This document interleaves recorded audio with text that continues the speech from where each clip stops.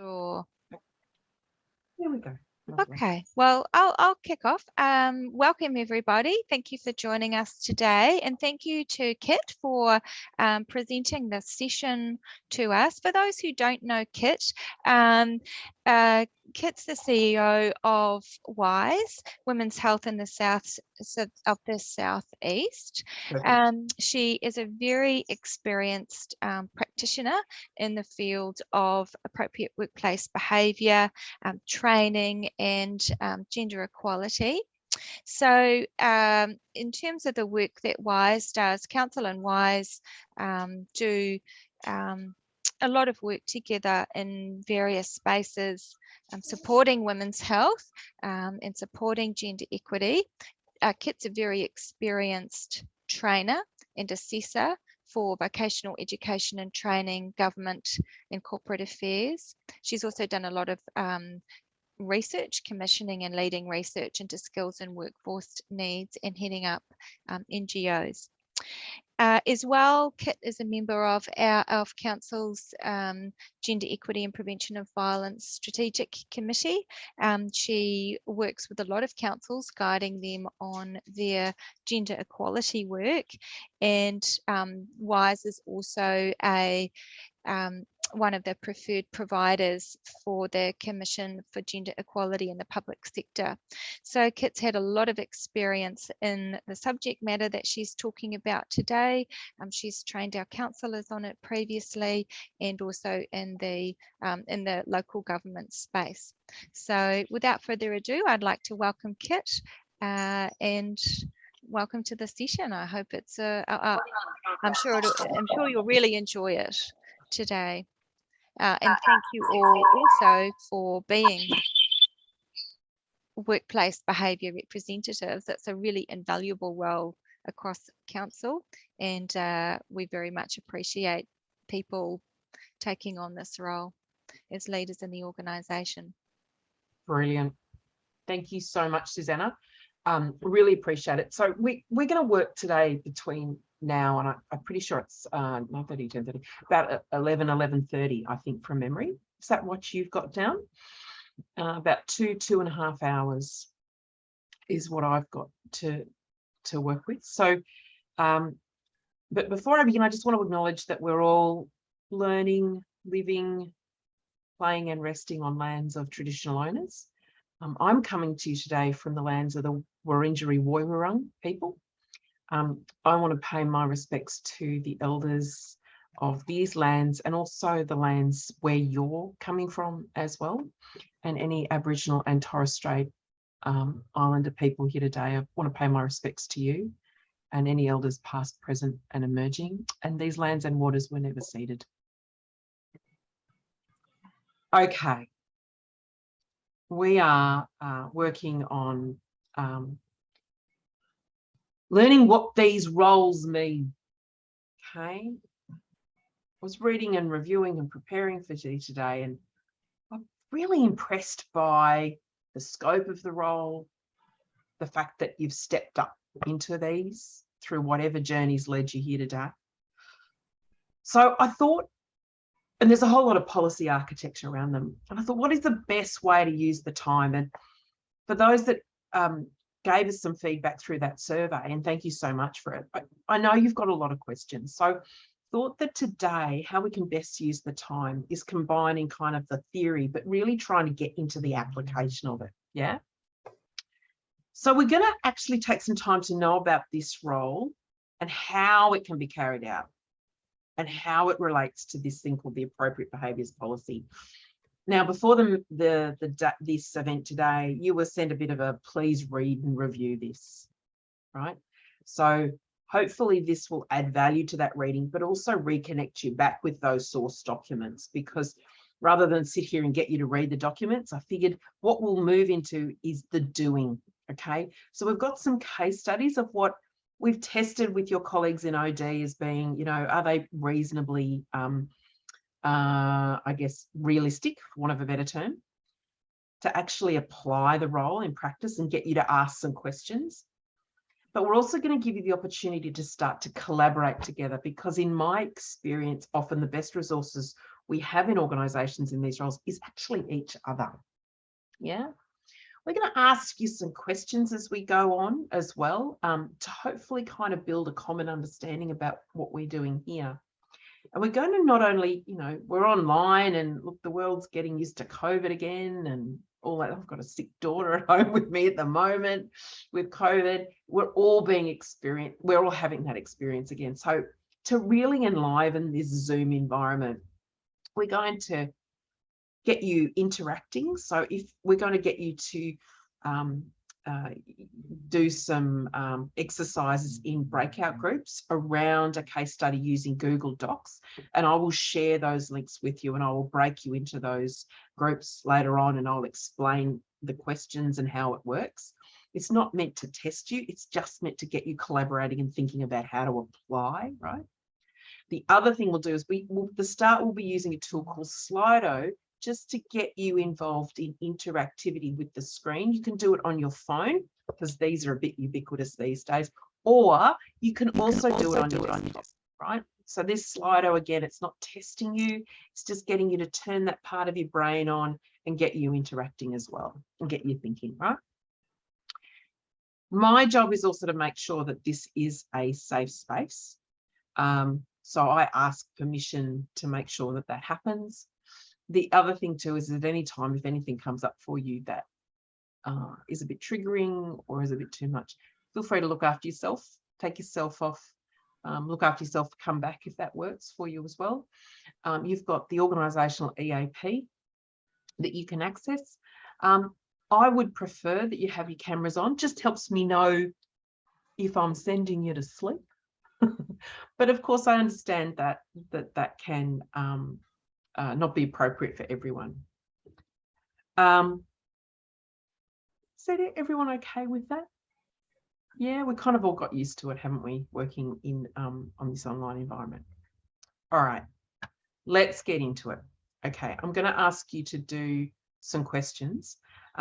There's two ways you can go to this. You can click on the QR code in that window, or you can click open another window on your Explorer on your desktop, go to slido.com and hit in that hashtag.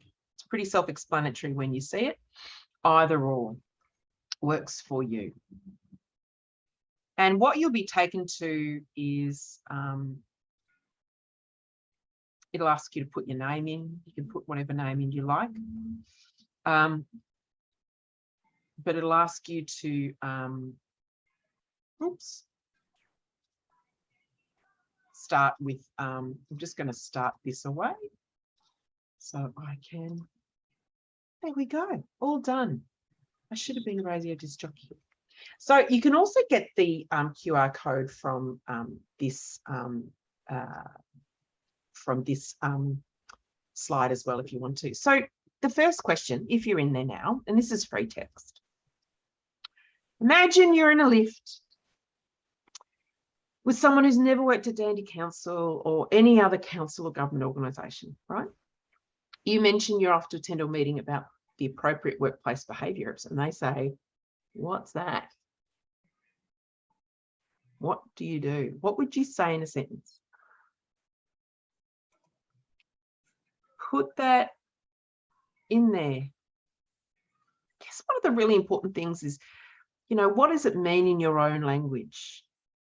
And this might be something that we turn into kind of a comm statement for you to help with your, the communication internally about what you do. We're often asked, what the elevator pitch is of your organisation. Excuse me. It's kind of hard, isn't it? Especially if you're at the beginning of a new role. There are jobs in this world like doctor and teacher that you kind of get. Nice.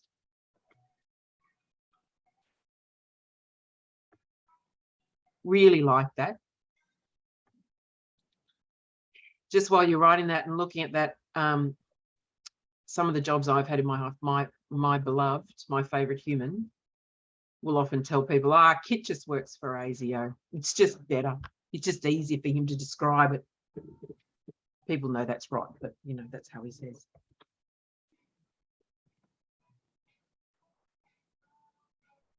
Someone's asked for live transcription. Thank you so much for that. Hopefully that works. Sometimes it makes my internet unstable, but we'll see how we go. So thank you for that.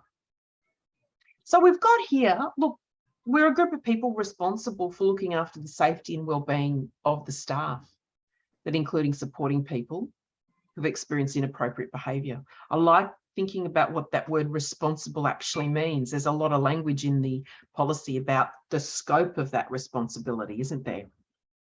Council have appointed and trained some staff reps. I like that. So it's not everyone, it's some. And the representative word, that are available to support other staff when they're experiencing challenging behaviours. And again, that word support, what does that look like? There's really clear language, isn't there? The other one, it's a position to support people who have an issue with how they are being treated in the workplace. And again, I really like that turn of phrase, people who have an issue with how they are being treated in the workplace. There's real language around what that means as well, which I find really interesting and good to kind of reflect on. You are more than welcome to keep adding things into that Slido poll for the moment, if you like. But look, what we know is that the reps are, this is the scope, they're employed. Yeah, bit obvious, but what it means is people who are not employed, so contractors and all those sort of suppliers I can't be a rep, right? And there's a real reason for that. It's all tied up with confidentiality and access to information, isn't it? And you're recognised as a first point of contact for all staff. So that will mean people who are in equal positions of power as you, and perhaps even people who are in higher level positions of authority than you, as well as people who might report to you or who work for other people.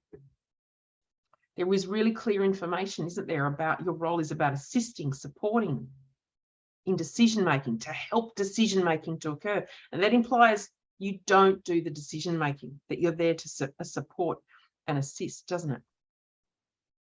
And I think the other thing that's really important too, isn't it, is to understand that you're there to provide information about what referral pathways might be on offer. Yeah, really interesting. And this kind of really complex area about, well, what's got to be reported and what doesn't. So again, referring to things like child safety. Yeah. But then the policy has really interesting things to say about what processes then get taken up when you've got safety breaches. And I know we've got some union reps here today who will be very familiar with that as well.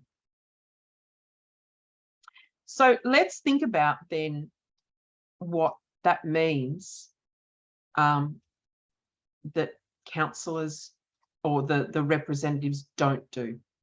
Okay, often that's a really helpful thing to do.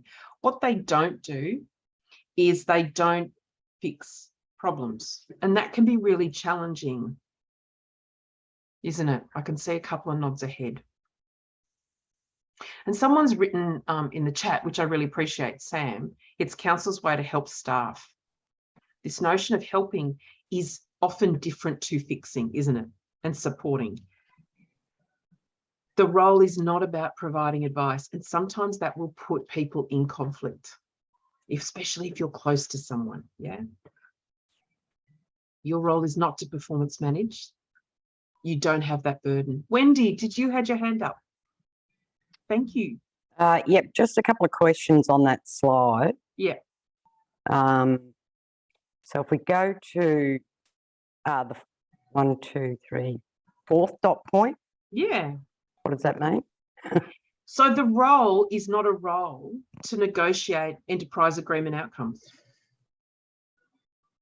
Yeah, I don't understand the dot point. Yeah.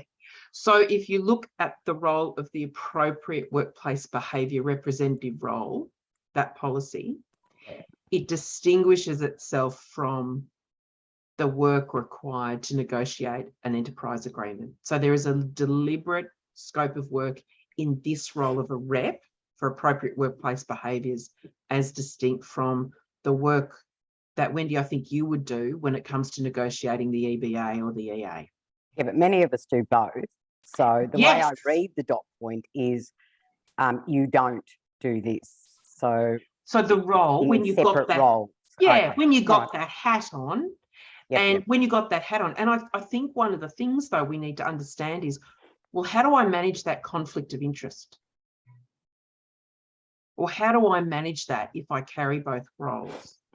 I don't see that as a conflict at all, because many of the things that we may negotiate in an enterprise agreement would be things to improve, Yep. You know, the way staff are supported or treated Yep. in relation to these processes. Yeah. And you know, so for example, one of the claims up at the moment is to increase access to the number of paid days that staff can take as for domestic violence. So, you know, Yep. we certainly would negotiate Yep. around things that support staff Yep. under things covered by the policy. So, Yep. Yep. okay. And would you do that's that? all. Would you do that if you are supporting a staff member? Would you do that if you were hearing an issue that's being raised, though, in that moment with that person? Well, the processes are quite different. So That's right. That's right. you know, Yes. we will put up a log of claims put to us by members, and if part of that log of claims, members want something that support them in this process, then we would put that up as, you know, a claim for everybody, not for an individual. Absolutely. And I, you know, my skills are certainly not in EA negotiation. And I would imagine that that's got a whole lot of separate processes. Terry, I see your hand. I think when we think about the role for all of us doing this as a collective, being clear about the scope of what this job is and what that job is really helpful as well. Yeah. And union delegates understand that. Yeah.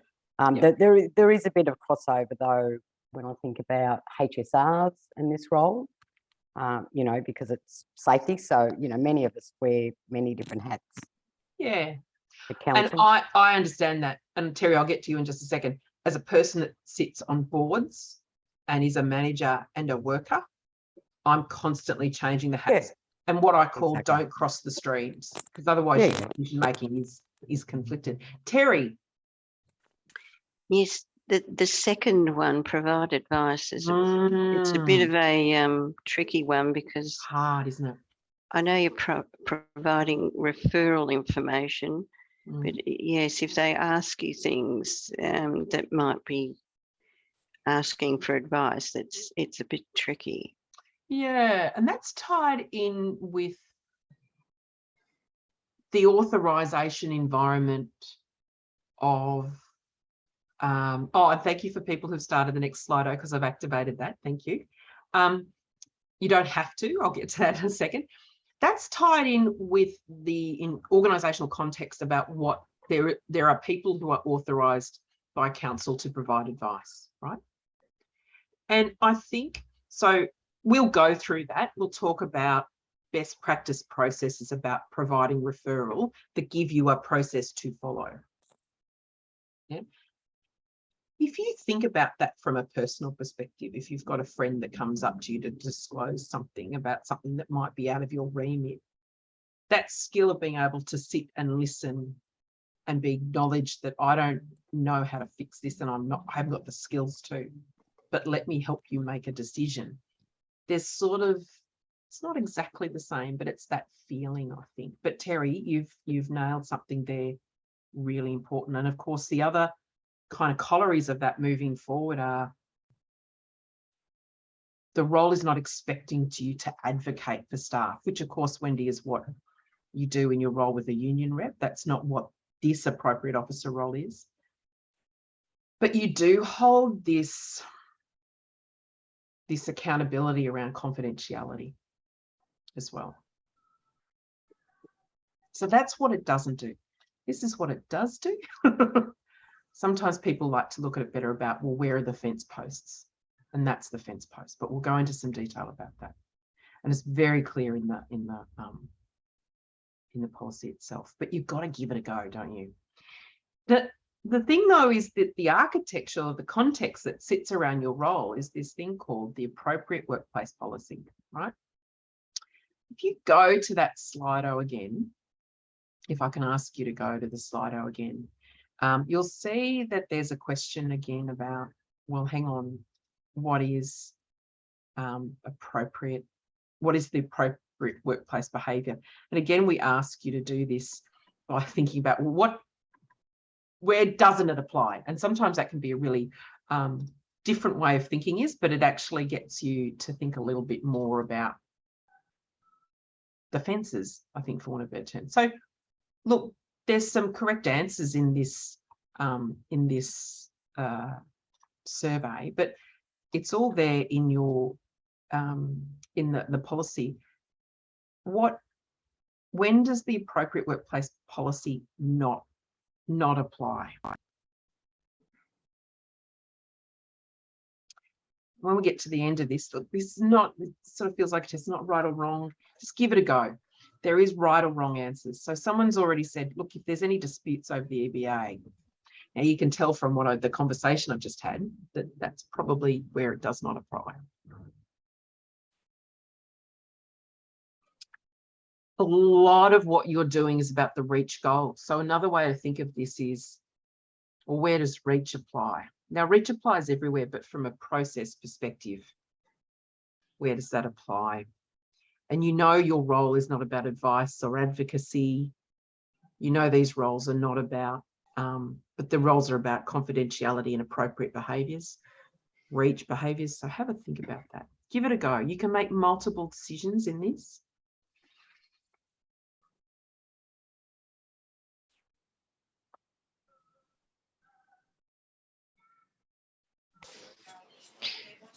Kit, hi.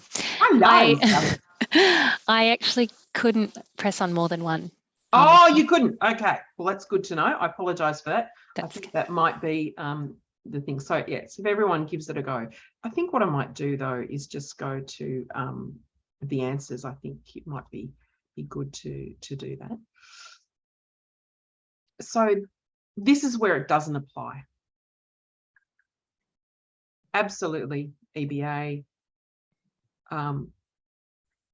If there's a safety breach, because there's appropriate officers around OH&S, yeah. And this is if you've got the policy in front of you, and I'm really happy to see if I can share. I've got a Google Doc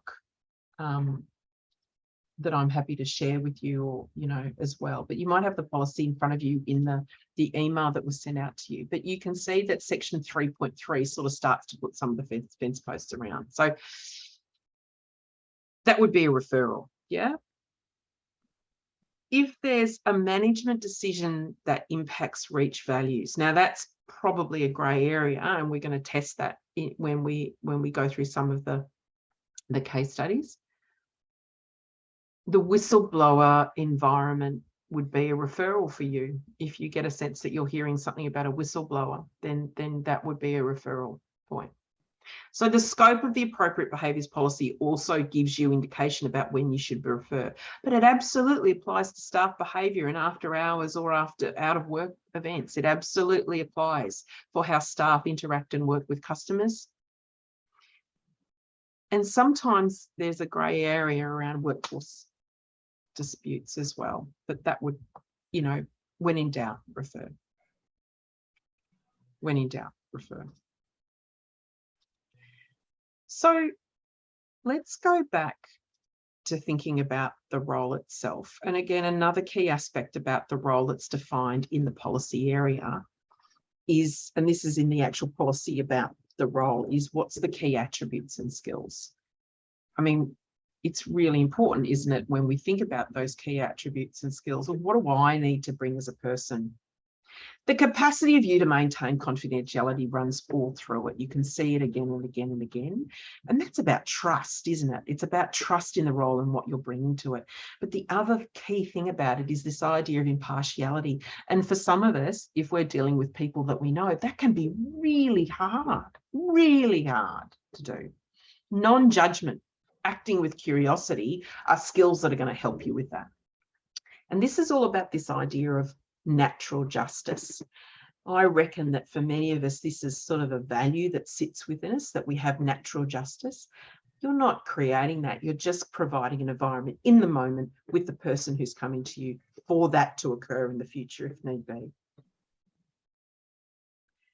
You're also there to make sure that if someone does question behaviours in response to reach, that they themselves are not being victimised. And that's sort of in the spirit of bystander action, isn't it?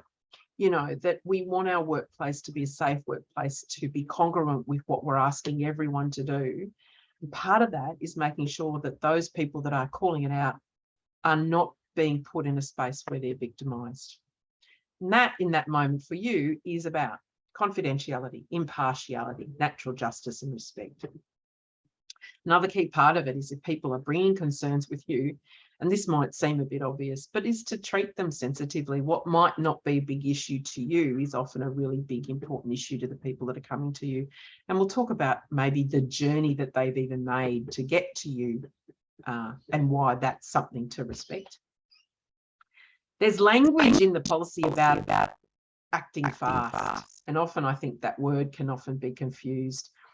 I like to remember one of the things that my grandmother used to say to me when I was a young girl: act with haste, not pace. That idea that you can be effective and responsive, but sometimes when we act too quickly, it can reduce our ability to act with care. So be responsive, be timely as well. So there's some of the key attributes. But for mine, I think if I was going to put it in my words when I look across the whole thing, these are kind of the points or the key points that we'll focus in on. You know, I don't know if you remember the movie Ghostbusters when it came out, and there was that whole thing about crossing the streams, you know, the jet, you know, someone's not Shannon knows the movie. I'm pleased that you know that pop reference. That's what I'm talking about, the conflict of interest. In my experience, when we have multiple roles that we carry, it's a very skillful act to make sure that we're wearing the right hat, because if we're not clear about that, then we can't fulfill that or be seen to fulfill those attributes. So the other key part of it is if you're dealing with the respondent or the complainant, then clearly you can't be there for the opposing side, and that would be a referral opportunity. And the policy is very clear about that. Yeah. Really stick to this idea of providing information, not advice. And we've got a process that might be helpful of a publicly available body of knowledge that you can look to. Lean in and really drop into that place that my experience of Dandenong workers always want to do, which is acting with care for their colleagues. I think that people want to do. You can act with care and also without bias. You can act with care, and that's bringing that notion of sensitivity and respect for every conversation that you can, and know the pathways. And there's a really good document that's available to you that we're going to give a go at having a look at, which is the behavioural pathways. It sort of says, if here, then go here. It's a really good decision tree, and it's something I think you could sort of print out and have by you to have with you when you're having a conversation. That, I think, is kind of the key points that I felt. But I'm going to ask you now as a collective, before we go into the next area, is to there's just one more Slido question that I'd like you to have a go at, and you probably are seeing it come up now. And this one is just to ask for your reflections, and I'm asking you to rank 4. Of those things that we've talked about, what for you are the characteristics of this role that you think are important? And this is again about forcing you to really distill out of all that information, of all those documents, what are the key areas?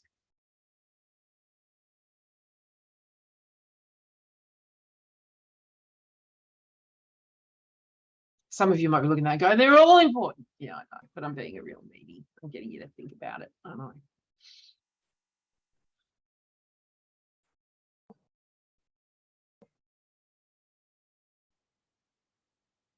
You can see people thinking about it.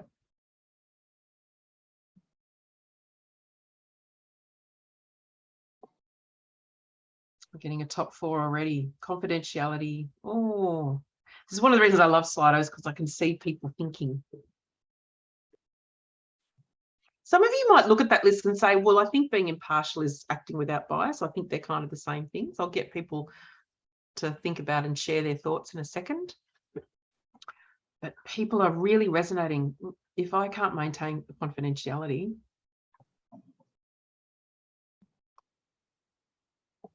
I can see 3 people have put their thoughts in.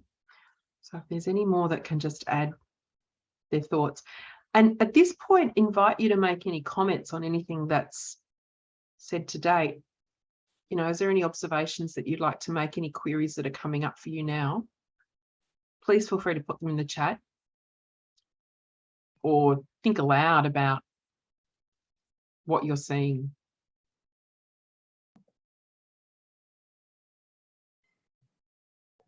I wonder why being sensitive or being prompts further down the list.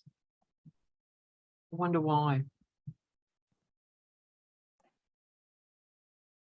Is it inherent in something else?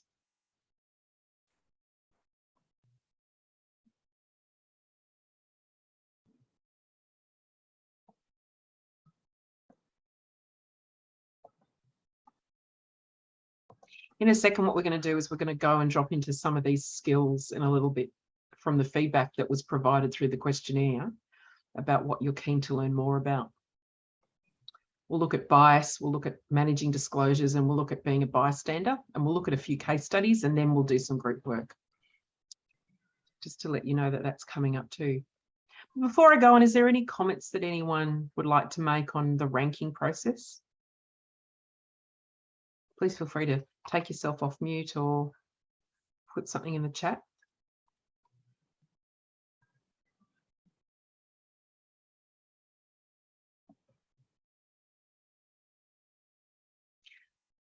Number 3, we've got bias. So we're going to take a little look at bias now. Yeah. At the end of the day, we all carry biases, right? So this is not about arguing that, you know, that we're perfect or that we've got something that no one has. We all carry some sort of biases, right? The key point is knowing what they are so we can manage them. Yeah. And there's strong evidence to show that wisdom is also attached to the capacity to know thyself. And that's been written about for eons, right? So just going to take a little bit of a dip into this, right? And I want to acknowledge that I don't have all the answers here. So I really welcome people's experience to be shared and thoughts as well. The title of this is Your Bias is Showing. And one of the ways that we can understand our bias is how it comes out. In your experience, why would we worry about unconscious bias in our colleagues and in our reps? Why does that matter? What's your experience tell you about? Why would I talk about that today? It's an underlying judgment. Judgment. Judgment, yeah, Terry. And we know what it likes to feel judged as people, I think. That can come across in stereotypes, can't it? It can come across in a whole range of ways. And I reckon that humans radar bias to a greater or lesser extent, and it impacts the way that we receive information. It impacts the way we experience support as well. It's appropriate workplace behaviours. One of the key things I'd say is have a think about what your biases are. For our role, though, if we want these roles to be roles that people come to, that are seen with respect and dignity as well, we need to generate a sense of trust. And one of the ways of doing that is having that kind of way of actually understanding what your own bias is, so you can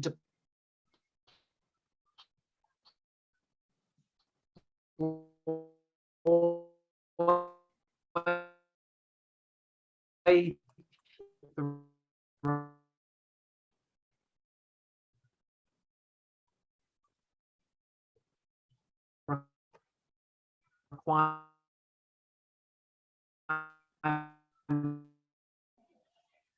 of the role well.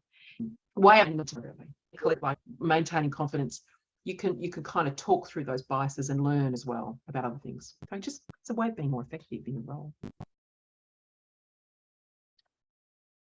Unfortunately, we are not far removed from the dinosaurs in our world, and our brain consistently seeks to hardwire us, to categorize, to put people into blocks, to stereotype. You're a girl, you're a boy, therefore you should behave like this, is something that's thwarted our world for eons, right? But there's also stereotypes on race, on ability. Now, you know that, and Dandenong does great work to try to address that. But there's also other biases that become hardwired in our brain. Now, education helps to change that, right? Reflective practice, questioning yourself, working with others in safe spaces to reflect on how you think is good to it too. But it actually creates what we call bias errors in our thinking. But we're all a product of our culture, of our experience, so they're contextual. And we've all got them, right? There is heaps of titles about biases. There are so many categories. You don't need to know them all, right? And you can Google them. Lots of people have done lots of studies. But there's a couple here in terms of the category. Oops, sorry, that's not what I wanted to do. We go back, we go back, we go back. Let me just grab the thing. I just jumped about 16 different slides. Isn't that frustrating for you? You can see what's coming up. Oh, my system is very slow. Okay, let's go back to this one. There we go. Next one. There we go. But there are a couple of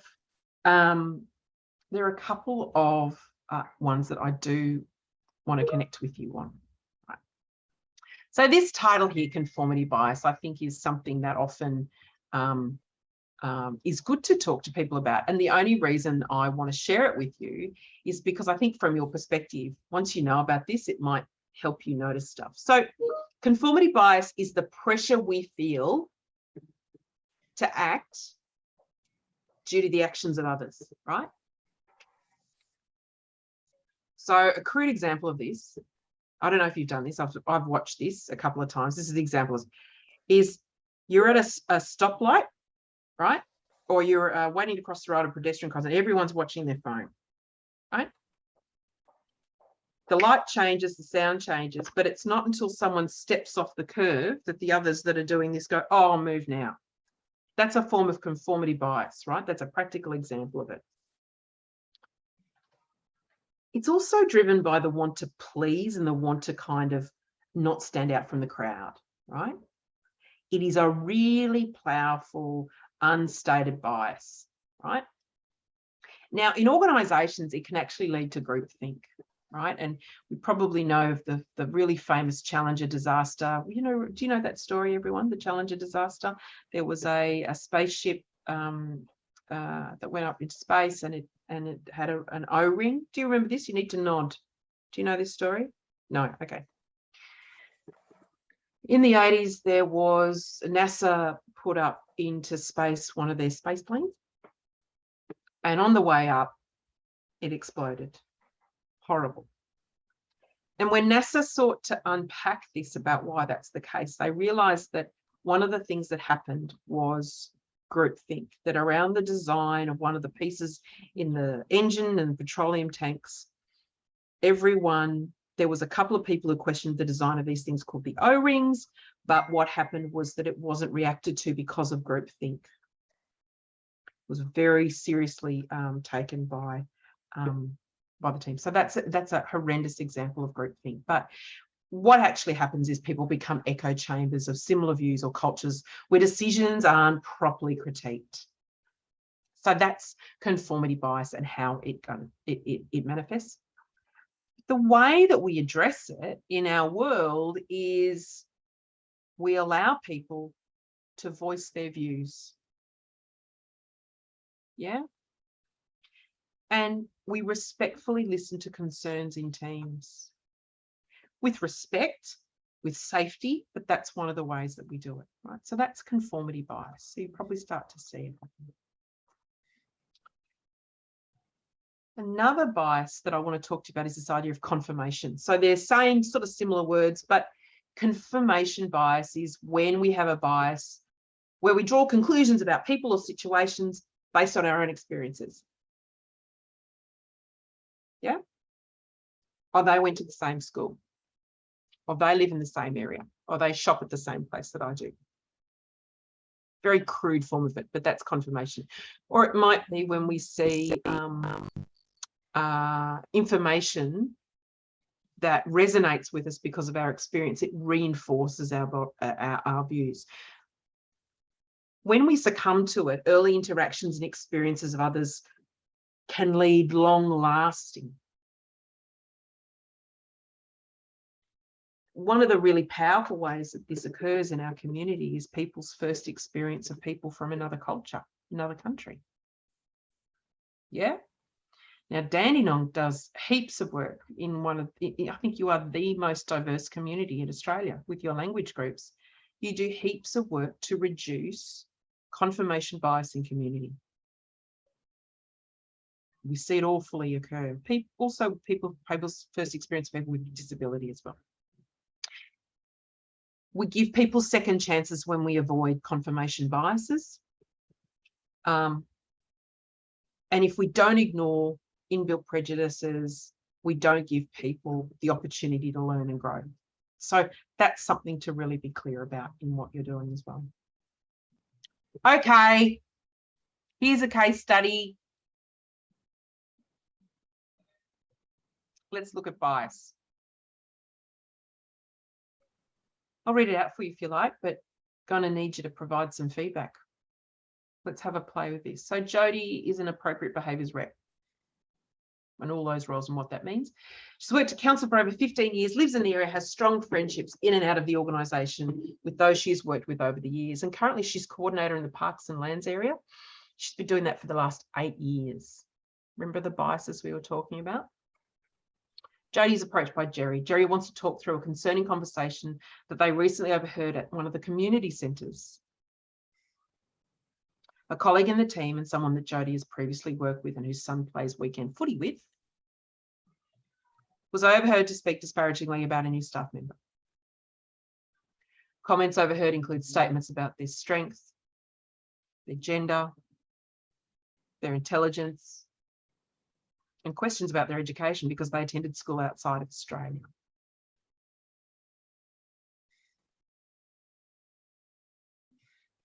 Colleagues, what does Jodie need to remember or think about in terms of how she responds to this in terms of her role as a representative, and what biases should she watch out for that are potentially impacting her work? You don't need to use the terms I just used. You just need to think about what might impact her bias. Any thoughts? That her son plays football with the person? Yep. So Terry, thinking there that she needs to be mindful that there's a relationship there that she has to carefully manage and be impartial about. Yep. An automatic response might, oh, they're not that bad. Yeah. So, thinking about the role of my role as a representative is to be impartial and provide opportunities for natural justice. My bias, I have a bias towards this family. Hard. What else do people think? If you were encountering this, what else would you need to look out for? I think the person's a professional. They've got an education outside of Australia. So what? It's you know, a certain level they've achieved, and that should be respected. Yep.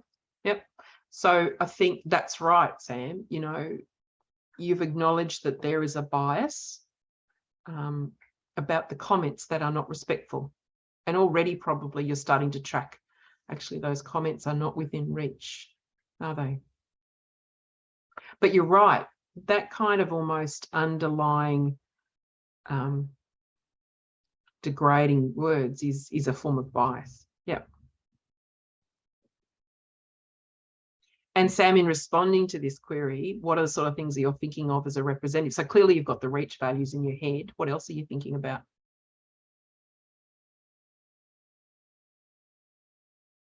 Oh, Sam's frozen. While Sam reconnects, any other thoughts about? Oh, hey, Sam. I'm back. Yay. Any other thoughts? Is that where you'd suggest that they speak to the manager about having a chat to all the team about how they should be talking about other people and, you know, what's appropriate? Yeah, it might be that what emerges down the line is a conversation that might be a referral point. It might be, I'm not sure. I probably want to know more information. If our role, though, is about providing information, not performance managing, not advocating, about assisting people to make decisions,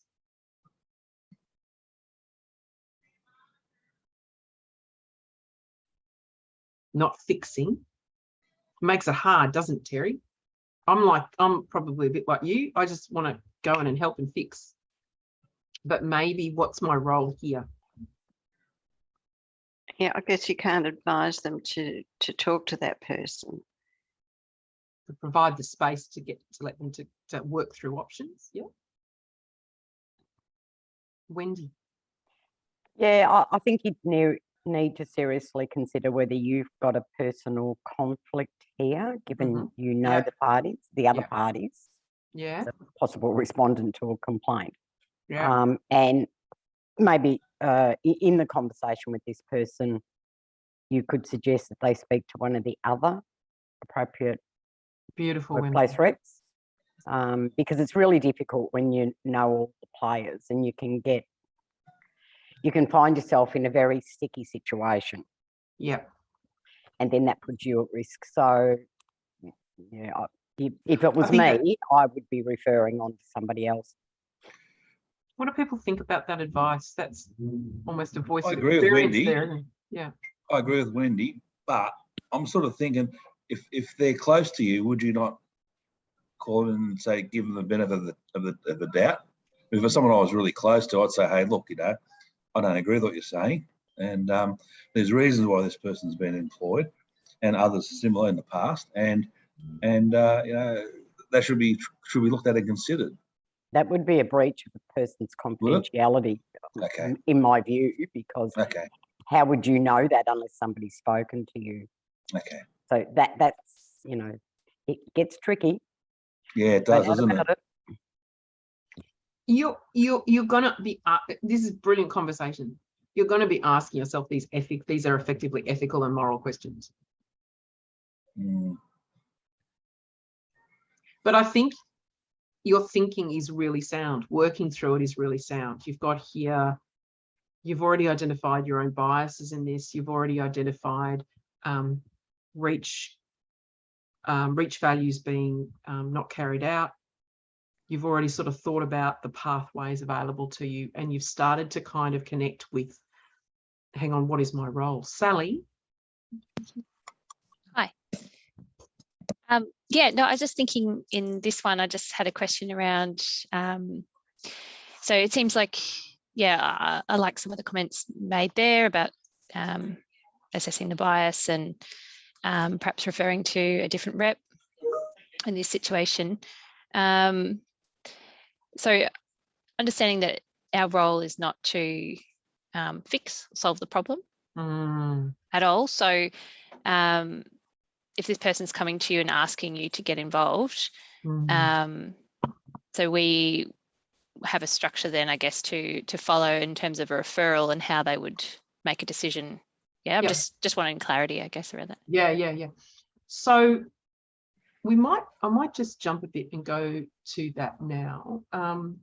What I want to do is, there is an incredibly helpful document. I don't know, it might be good for you to bring that up now. It looks like this.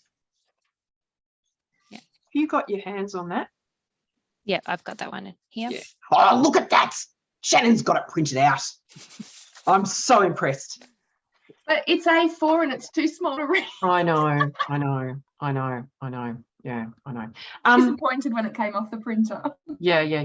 So, and you've got your hand up, Shannon, too. So I think what we might do now is I might go to another section a bit further ahead around disclosures and how you manage it if someone comes up to you.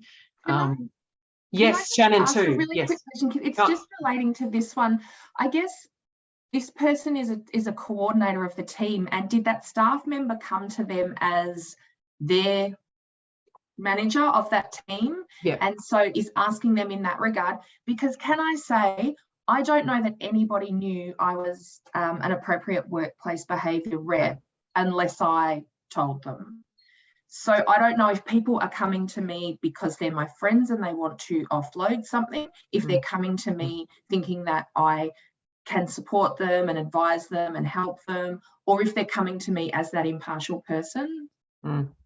I guess you have to ask those questions. A really good point. Now, if we go back to the case study, which I'll bring up now, you'll actually see that this particular person, Jody, worked in parks and lands, but Jerry works in community centres. So my implication is that they work in different areas. But you ask Shannon a really good question.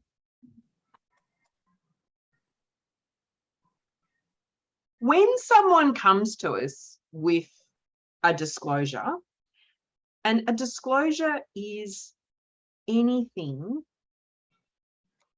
when a person reveals they've directly experienced something, right? But in this case, our context is a disclosure for you is when someone reveals that they have directly experienced or indirectly observed a matter counter to the workplace policies of council. That is, if you go to the behavioural concerns resolution pathways, the first shape. Yeah. Now, what we know, and this is think about the role about being sensitive, right? Sometimes people can come up to you and they can talk to you about things that you might not consider to be really important. And that can range from, they took my pen, they don't clean up, through to something a lot bigger. And I'm just making things up there, there's a whole range of things. But you've got to think about the journey that often leads someone to raise this. Now, what we know is that by the time people make a disclosure, they've actually gone through quite a pathway. Yeah. You know, I want to talk to you about something that, you know, they themselves have noticed something that then they've decided it's worth talking about. And then their brain puts words to it, and then they find out, hang on, do I have someone to talk to? And then they know you exist. And Shannon, one of the things that Susanna's talking about is, well, how do we promote this role and let people know that you exist? And that's one of the things as well. So by the time they come to you and trust you to talk to you and then have the time to talk to you, they've actually gone through quite a journey. So in itself, that's something to really respect. Yeah. But there are really key principles for how you can sit with a disclosure and not give advice, not advocate, etc. Now, the information I'm about to share to you comes from the practice of managing a disclosure of family violence, which organisations like mine and many others seek to train everyday members of the community. So in your mind, think about this. We're training people in the community about how to manage a disclosure about family violence. Everyday people are not experts in it. They're not police. They're not ambulance. They're not medical people. But we are training them how to do what you are being asked to do at Dandenong Council. This is what we train them to do. Someone gives you a disclosure. Just imagine this is a disclosure, right? The first thing you do is you believe them. That's the point of being sensitive. And it's actually a burden, it relieves you of a burden. If you can just believe someone when they tell you, already you're in the moment. You're not having to battle everything.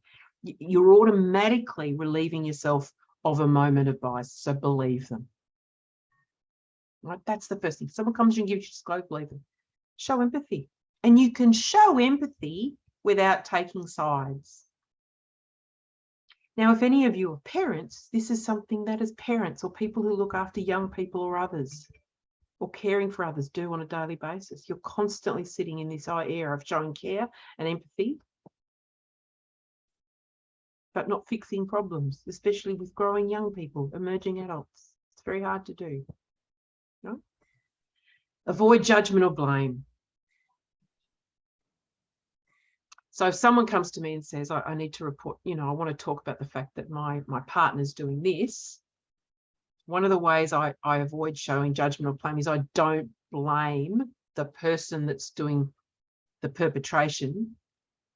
What I do is I condemn the behaviour. And I say, I'm very sorry that that's happened to you. That behaviour doesn't sound appropriate. That is believing. That is not condemning the other person. That is not taking sides. That is behaving in a role where the disclosure is being made in a way that's in keeping with your role. And I think often what happens is that in our rush to make sure that we are non-judgmental, what often gets happened is we drop care. Nurses practice this every day. Aged care workers, childcare workers, they practice care without judgment, without blaming. It's a skill that's very important and often unrecognised, right? At this point, you can be open and honest. So Shannon, this is the point where you can say, are you talking to me in my role as your supervisor or as an appropriate behaviours rep? Be open. And at this point, say what you can and you can't do. So I need to let you know that as an appropriate behaviours rep, I am absolutely here to support you and I'm here to help you make decisions and provide you with information about where to go to next. But I also need to let you know I can't fix this for you. And often if we're authentic about that, people will go, oh, right. Oh, yeah, I just want someone to talk to. Right? So let me put this another way. If I get a disclosure about family violence, I will often say, I don't work for the Orange Door. I'm not a caseworker, but I really want to be here and listen to you. And I want to help you with options. And sometimes people won't do those options. And if you go back to your behavioural concerns resolution pathway, you can see that the diamond underneath is a safety question. And that's your next point. Are they safe? So you ask that when they're talking to you, make a judgment. Now, clearly, most of the time, there will be things that are not safe. But if you're getting a disclosure and your radar's going on about safety, which these days includes sexual harassment because work cover in Victoria are requiring that to be an OHS issue. And Wendy, I know you'll be all across this. That is a trigger for referral immediately to go to an authorised officer. In your referrals partner, you'll see there. So if you see the diamond, it says, is there serious misconduct? There's definitions for that. Is there serious harm? Is there violence? Do not pass go. Go straight to the bottom one. Discuss immediately. And tell the person that. Say, are you in danger? Now, they might say, oh, no, everything's right. But your radar's going off. Ask again. the words, the things that you're describing to me don't feel safe. Do you feel safe? Now, they might continue to say no, but if your radar's going off that it's not safe, this behavioural pathways gives you permission to go and report it, and you are still not breaching confidentiality. You're not going to advertise it. You're not going to stick it in the Yammer. You're not going to email everyone about it. You are acting in accordance with the policy and the role that you've been appointed to. You have an understanding of risk.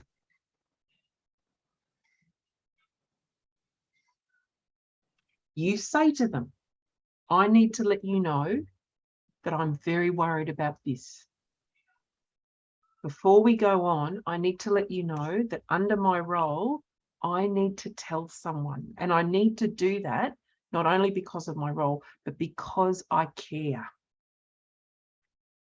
And I care for the organisation and your work in it. You can say that.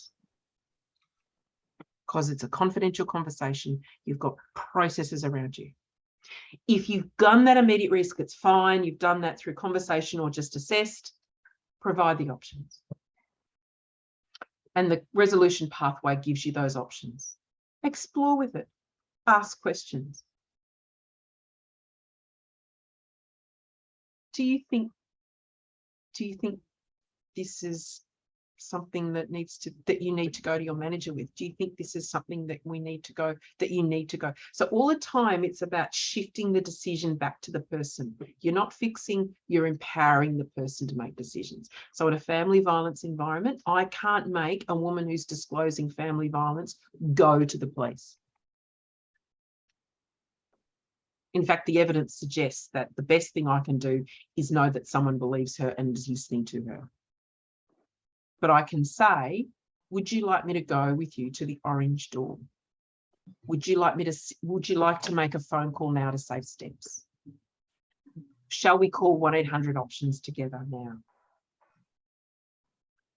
Sorry, my daughter's just wanting permission to come out of her room with COVID to go to the bathroom. So I'm just going to text her and let her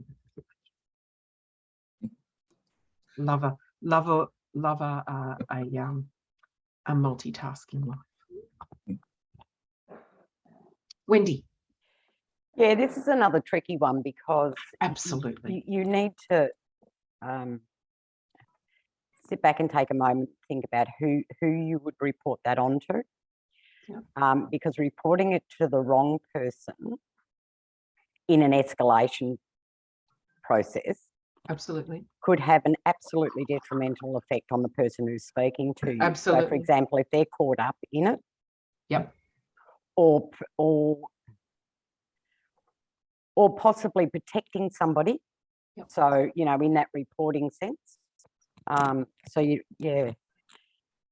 It's really, I know, really need to seriously think about who it is you report to. Yep. And I think as contact reps, we need clear advice about who that person is. So, for example, is it Anthony Camillo, the HR manager, or someone else, rather than somebody within the department that this person sits yep. in? Because you can make a situation a hell of a lot worse. Absolutely. And that's the role my reading, Wendy, empowers you because of the confidential environment and this is why that reputation for impartiality is so important, because you want people talking to you about what's going on so you can do what Wendy's saying, right? If the reps get a reputation of not being impartial, not having natural justice, you know how that'll go, right? So that's why it's really important, right? So getting that information out. And the next step also in providing options, and this behavioural resolutions pathway, we'll go to that in a section, does give you guidance. There's a table at the end of it. Shannon, you've probably got your paperwork. You can flip it to the end of it. You can see that table. Now, one of the things that I know Susanna and the team want to do is make sure that that's current.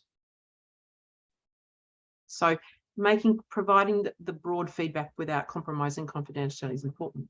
But all the time, what we're trying to do is enable control of the decisions to the person. So Wendy, those questions you asked about, is that the right person to go to?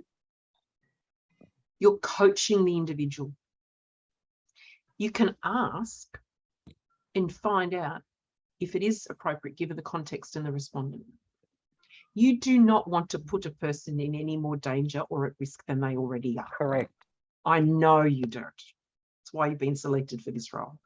And the other thing that, and I do this with multiple hats because I wear a number of hats at council, is if the person's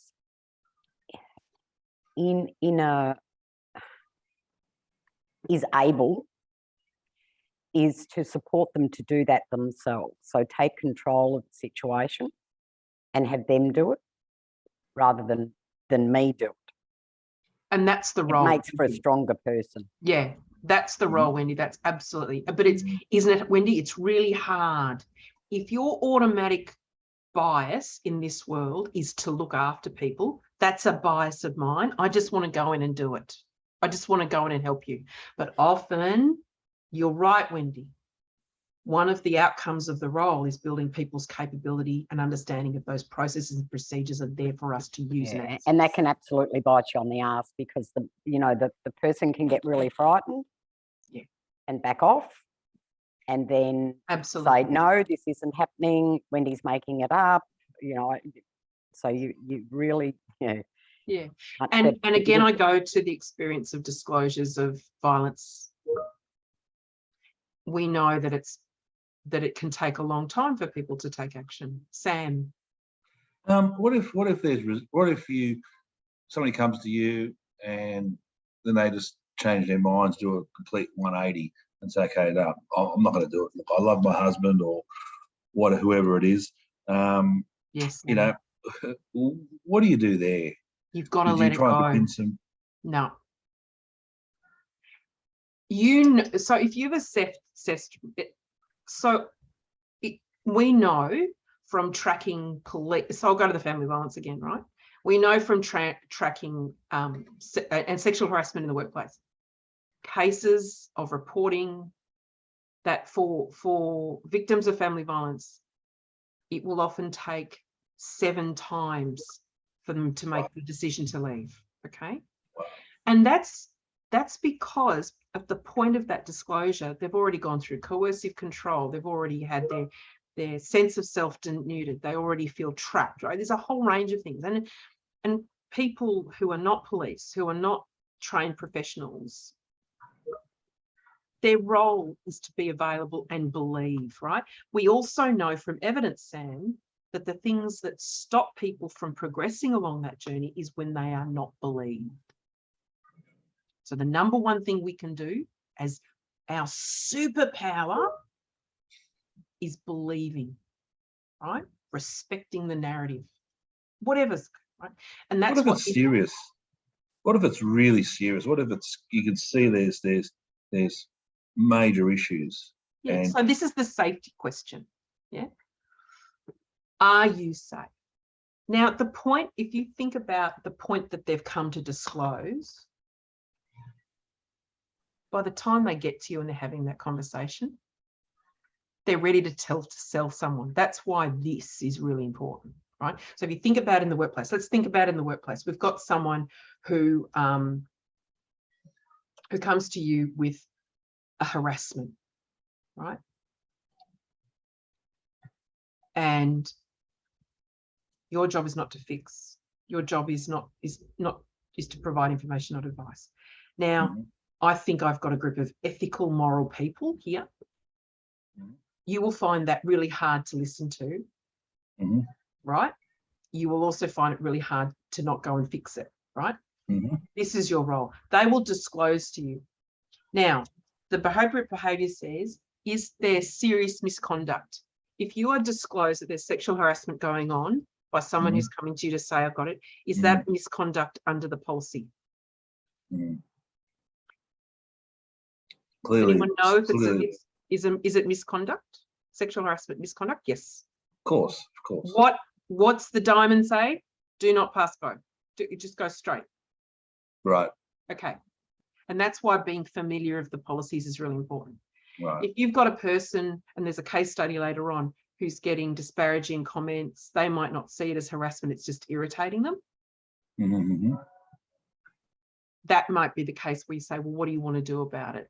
Because there are processes in place where they can refer to, and that's your job. But it does cause what we call moral despair. It does cause emotional labour, which is why this EAP and collective environment that you're all in together is really important for you, because you're going to need to lean on each other. And I guess the question for your team is, how do I debrief? Is there a debriefing process? And I'm sure I know there is. The other one too that's tricky is if someone comes to you to say, I've done this. I have harassed someone. Oh. Same thing again, believe them. Don't judge them. Don't minimise the behaviour. Words like, thanks for coming to tell me. Your behaviour shows that you believe them. I really respect that you've disclosed this, thank you. But you know that behaviour, and clearly you know that behaviour is not acceptable. Don't excuse it. Don't say, oh, you're a bit tired. Oh, it was COVID. Don't worry about it. Reach values. You know that that's not right. But I know you know because you've come to talk to me about it. And you're showing empathy by connecting and believing with them. Again, contain the behaviour, but not them. Be honest, open and honest about your role. Are you coming to talk to me as an appropriate behaviour or as a friend or a colleague? No, they might say, oh, a bit of both. Okay, well, because I'm your friend, I'm going to put my appropriate behaviours rep on because I actually think that's the best for you now. Yeah? Is that okay? If it's not okay, what did Wendy say? Let's go and get another appropriate behaviours rep. Provide accurate referral information. That is how you manage a disclosure. And this is a horrible slide. I don't know if you can see it, but this is in the table in that resource. It's down the bottom of the resource, the bottom two rows in your resource. The resource talks about the support that is available across different levels of pathway. Now, I know it's a really small font, but I reviewed that for today, and I think it's one of the best decision-making trees that I've seen. You know, and if you're doing communities, if you've got an internal working group for this group going, it might be every meeting you do a case study and you apply one of those to practice it and think through it for yourself. So hopefully, Shannon, that's helped you to think about the best way to manage a disclosure. It's not easy, but that pathway that I described, the resource is called Our Watch, and it's the Workplace Equality and Respect Standards. They have a resource on how workplaces manage disclosures, and I'll make sure that Susan and Janine get it. It's publicly available. And if you and they do webinars on it too. Yeah. Great. There's one more thing I want to do before we have 5 minutes and we go into some case studies. The other thing that's inherent, I think, in the work that you do is being a bystander or that role model for the behaviours. You know, that's why you joined it, you know, and why you accepted it, because you do live those values. And when we think about bystander action, it's that sort of act, and it's been around for eons. You know, this started being discussed around World War II, when the questions about, well, how did the people of Germany stand by with the Holocaust? You know, what was the conditions that led them to not stand up collectively? And when we see or hear something and we stand up, that's called that being an active bystander. And bystanders are really important in our community because they encourage or create environment for respectful and supportive world. And what drives people to take action is the same things that we talked about. It's the biases, it's our values, it's the kind of the experiences that we had growing up about what we see as acceptable and not, what we get used to, how we're trained to use our voice and set up. But look, there is really clear things about what make it easy to take action and why it gets hard. I'm going to quickly go through this because I want to make sure that we get time for case studies. This research, this evidence, as I said, has been going on for years and years, but really people sort of think of bystander action as that bit where you, like a hero, stay up and say, stop that now. That is not the whole thing of bystander action. It's like the iceberg. There's a bit on the top, but the rest of it's underneath. And the first thing that has to happen is people notice the problem. How many times in this world do we exist in a world where inappropriate behaviours are not even acknowledged, are not even said are poor? And that happens everywhere, doesn't it? We can see poor advertising that can be sexist or inappropriate, you know, through to just every day in our families, you know, getting used to ways of working and the ways that we speak to each other, right? We've got to recognise that there's a challenge, right? That something's not right, that something can be improved. And then we've got to realise it. So we recognise it and we've got to realise that we want to do something about it. So there's that personal accountability. People have got to go, oh, hang on, something needs to be done and maybe no one else wants to, so maybe I need to.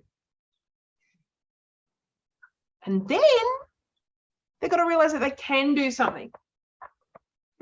So for many of us, we don't know or we don't think we can do anything. We get to that point and we stop. It's a very true lived experience for many of us. We don't have the skills. We don't think we're empowered to. We have contextual or confirmation biases that we exist in that tell us that we can't. Yeah. But when we realize we can do something, we can take action. Right? So what stops bystander action occurring is not observing, is not assuming responsibility, is not knowing how to do it. Yeah. But the good news is that there's often, people don't realize, but there's different ways you can be a bystander. People might see inappropriate behavior in the kitchen, but for instance, what they might do is not directly engage with it, but might go to the person who was the victim afterwards and say, are you okay? That is an act of bystander. It is acknowledging that the behavior was inappropriate. We might delegate it. We might see something in the street and not feel safe enough to do it, but we might go and report it to the police to say around the corner. Pick up the phone. I work with also the City of Casey. The people in Parks and Lands see lots of stuff happening in their environment. And their process and policies, if you don't feel safe, don't do something, but call it in. Yeah. We might distract, we might pull the person away or out of the situation, we might distract the perpetrator, or we might delay, which I said before, sorry, I went to 4 first. We might do something after. Of course, the other thing to do is to be direct and say, I don't think that was appropriate. And the other thing too is you don't have to say something. You can say nothing. If the inappropriate joke's made, just not respond and completely change the subject. That is a very direct statement. Mm-hmm. Let's do a quick case study. This is a fun one. Osman is an appropriate behaviours rep and a newly appointed coordinator in the community services team. Osman is asked to attend a council function after hours for his manager. But due to COVID, the function is being held online. The function is for community organisations and stakeholders in the local government area about planning. And as part of the event, 2 councillors are attending. During the event, that should have a T at the end of it, Osman notices that one of the councillors is very active on the chat function, which has not been disabled to facilitate feedback. The councillor is occasionally laughing out loud, erratically putting themselves on and off mute, and also notices that the external facilitator is spending a lot of energy on managing the councillor, who does appear to be drinking alcohol. During the event, comments from the councillor grow most significance in their tone and their content, with some caps lock comments being made. Some disparaging comments are made that appear to be seeking to build rapport with the community, but in effect actually put down the council's staff and the council's planning processes. What should Osman do? What support does the appropriate behaviour policy provide for him? That's a nice little curly one. Any views?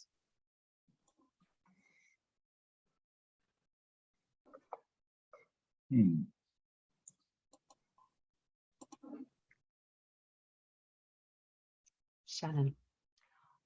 I would say that the councillor has probably breached their own councillor code of conduct. Let's see some nods of your colleagues. Yep.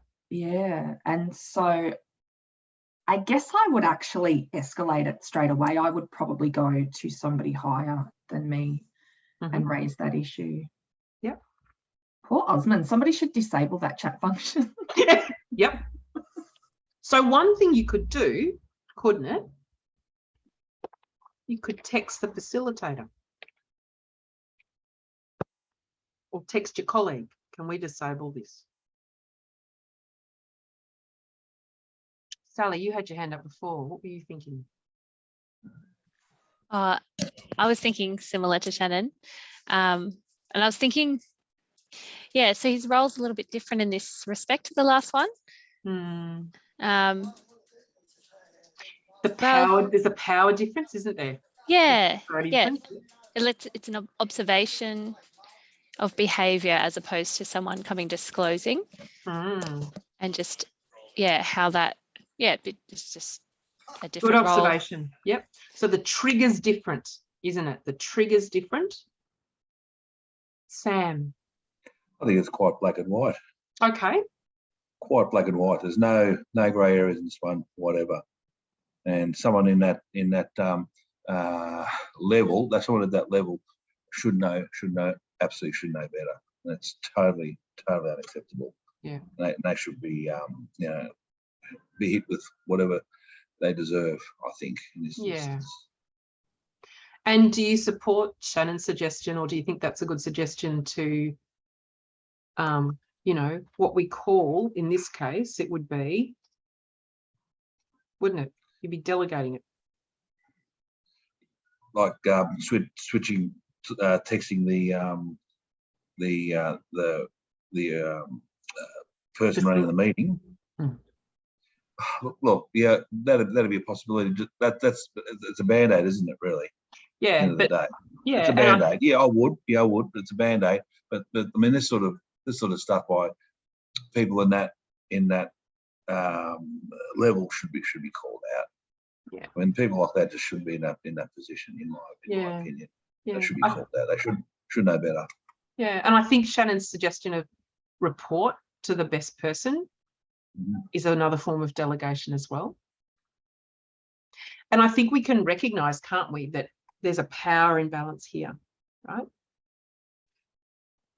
There are, in this role, one of the things is, you've got to walk the talk or else the role won't be successful. Yeah. So this might be something that also Osman feels obligated to do because of the role that he takes.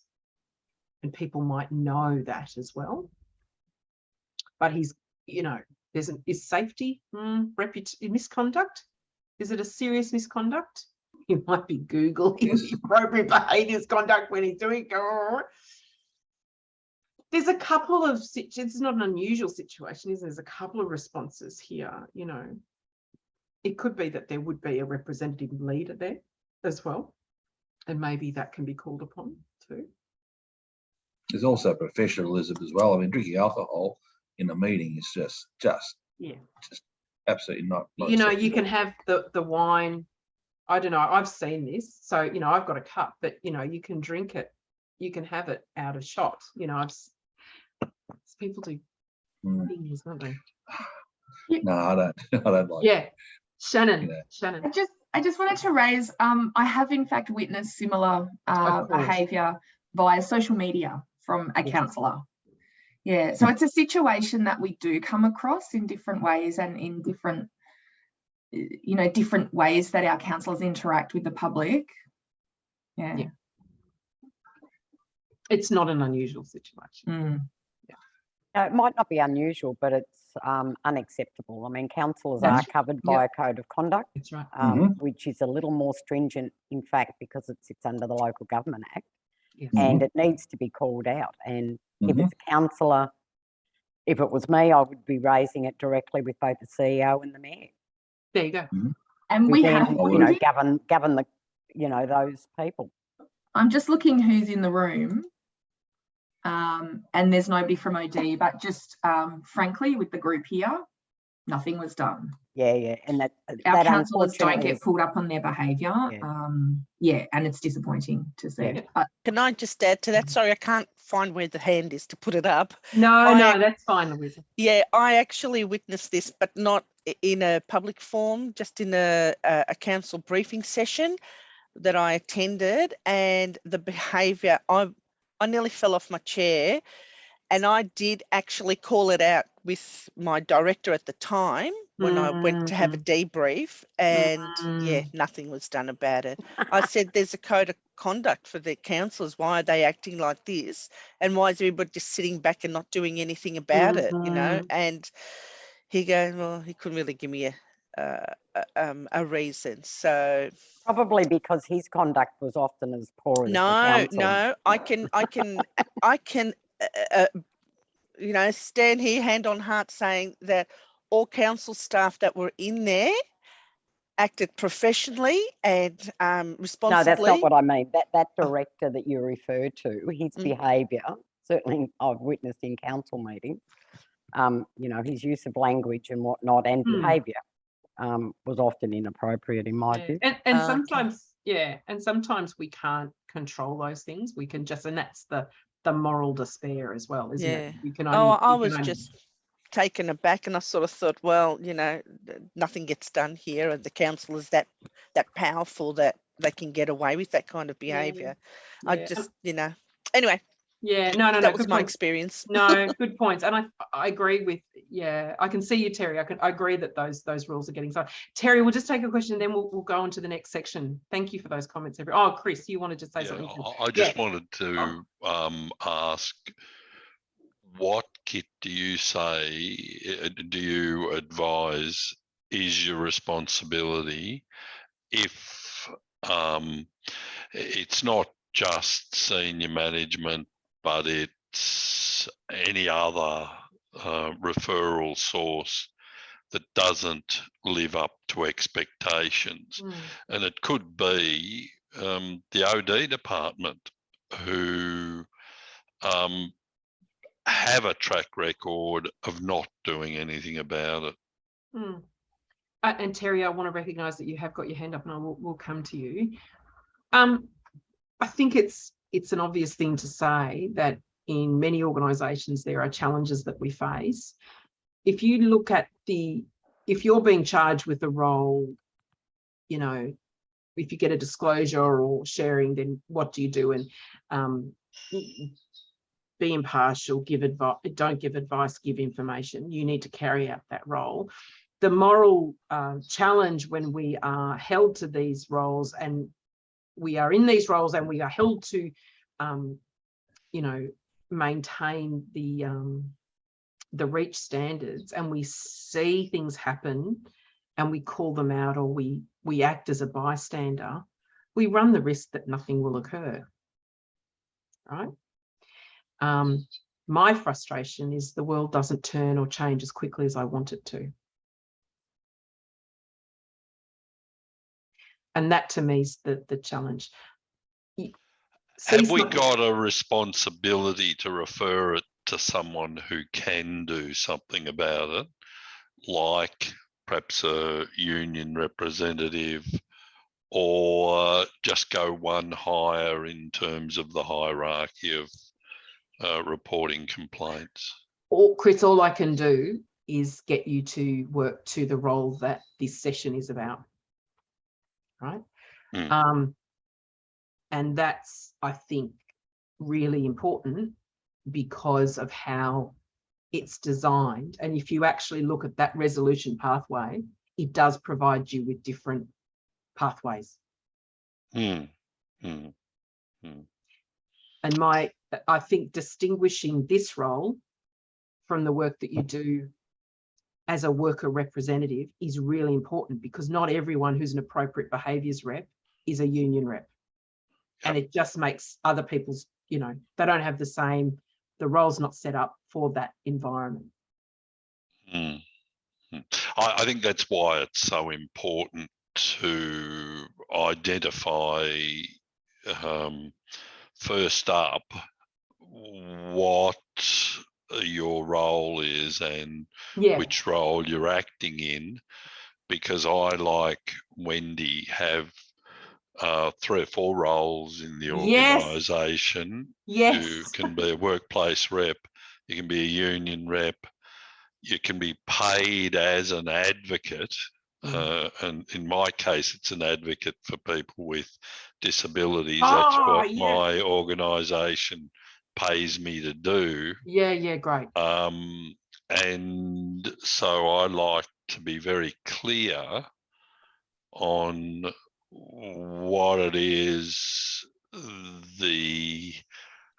that what role I'm expected to play. And that's the power of a disclosure process. So that point where you can say, I'm wearing these hats.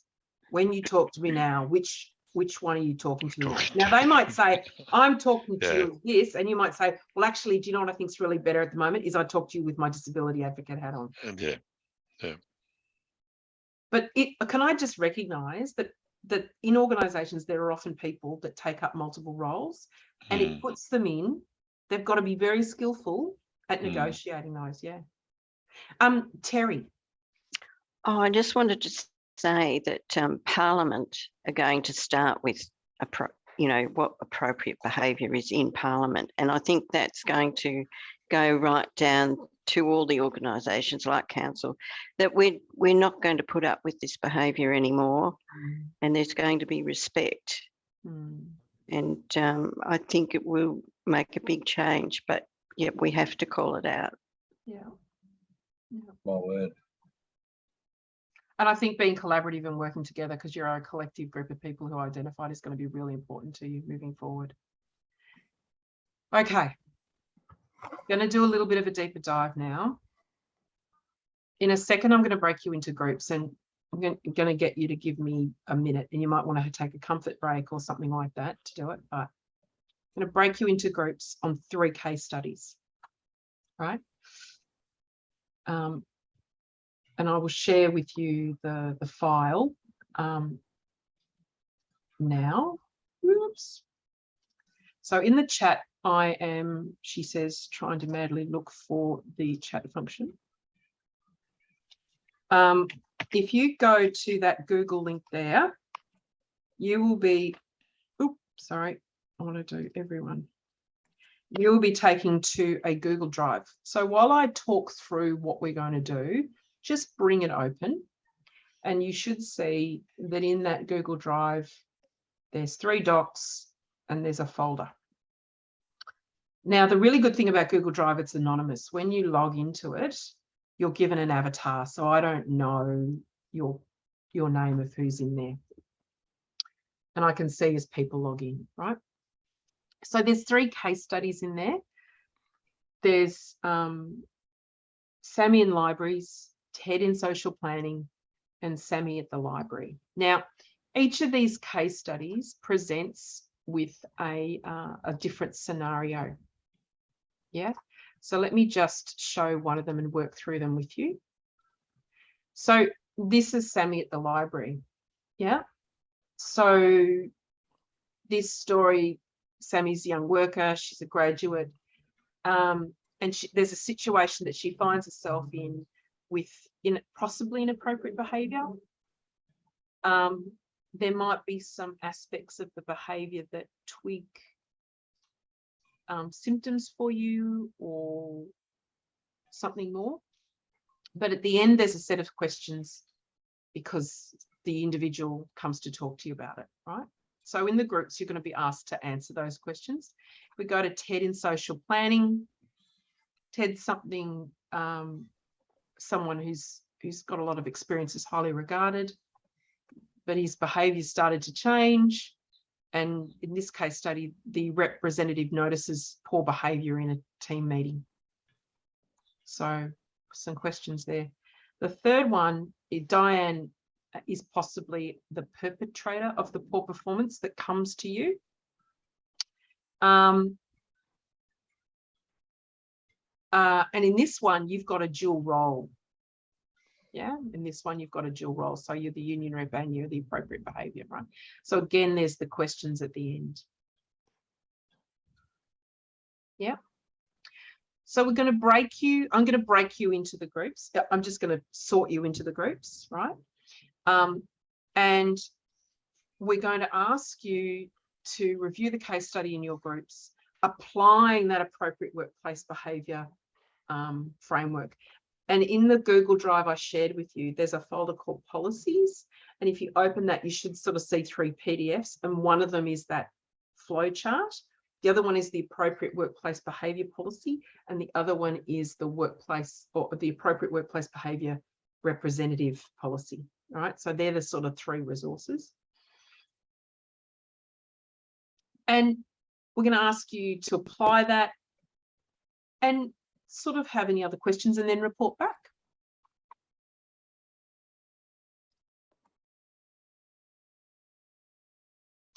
So do you want to take a comfort break?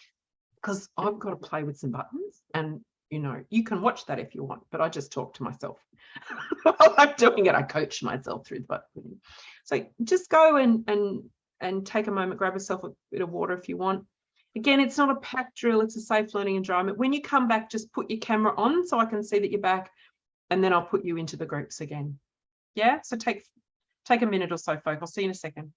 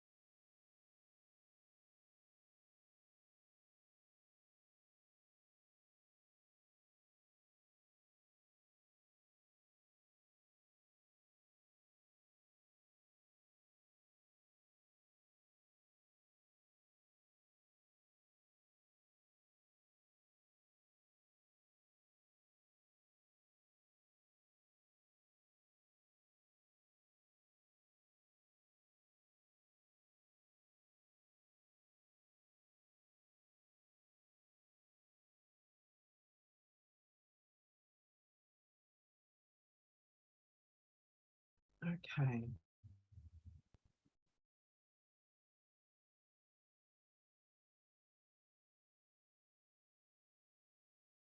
Okay. Are we back? Chris, Wendy, Louisa?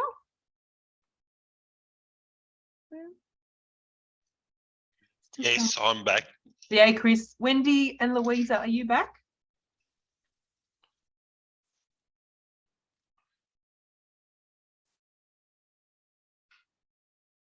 Sam's back. Just waiting for Wendy now.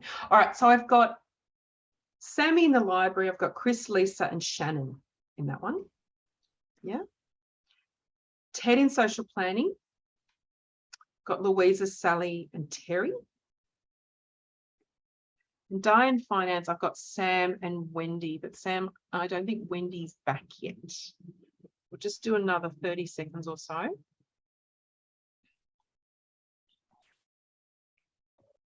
No problem, that's fine. Yeah. Now Wendy's back. All right. Well, what I might do is I'm going to break into it. Now it is currently 11:22. I don't know what happens, but almost time bends in these breakout rooms. It sounds like I'm going to give you a lot, like 10 minutes. Okay, but that's a lot. So, and I'll come in and check on you as we go. All right. So I'm going to open all the rooms now, and you'll see there's an invitation there for you. And if you just hit accept, and you'll be taken, and all of the case studies are in that file. I'll see you soon.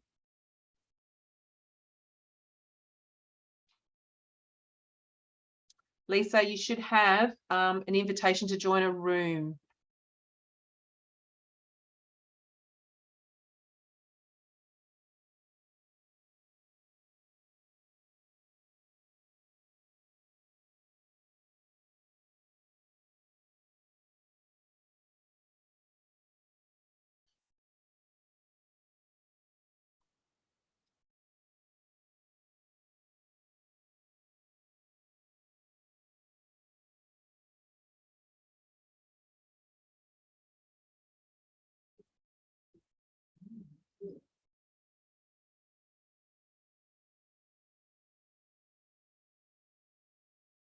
Thanks so much, Matthew.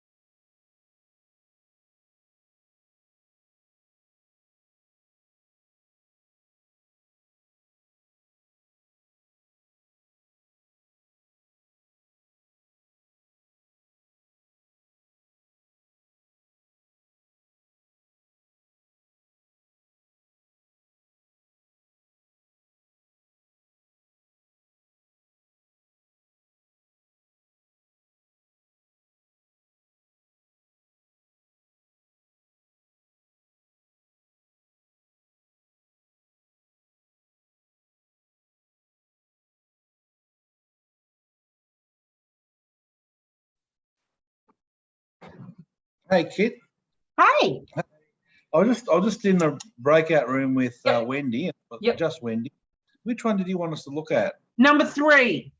Number 3. Diane in finance. Does Diane it in say, five. yeah, number 3. I'll go in and, okay, that's good. I'll go in and check on people. I thought that was good. I'll go in. No worries, that's brilliant. Thanks for that. No worries, mate. Bye-bye.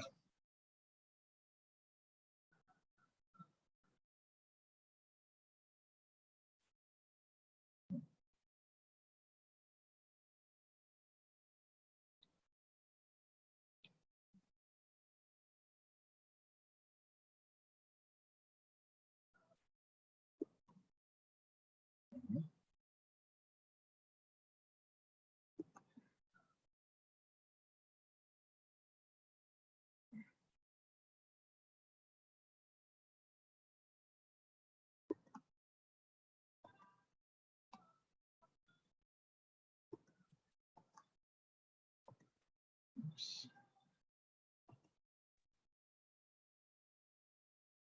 Got you again, sorry. That's all right. Do you want me to put you back into the room? Do you know? Yes, please. Yes, please.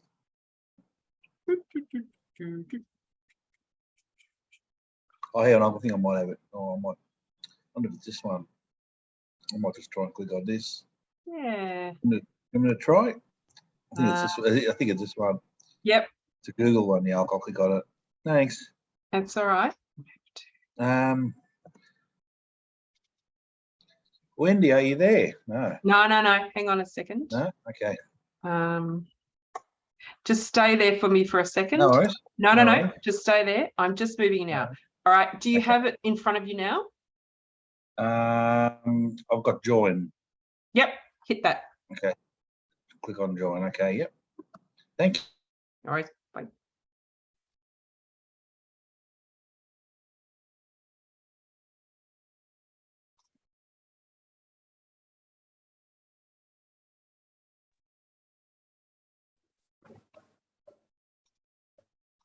Wendy, Yep. did you get dropped out? Try joining that now. Okay. Give it a go.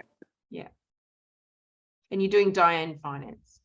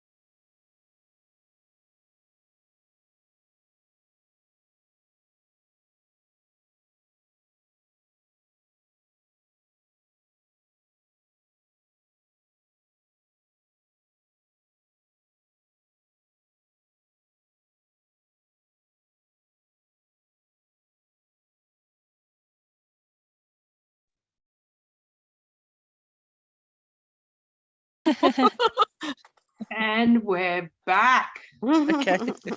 Horrible, isn't it? Yeah. So brutal. Hmm. Do you want another couple of minutes or you're right? I think we're right. Yeah. Yeah.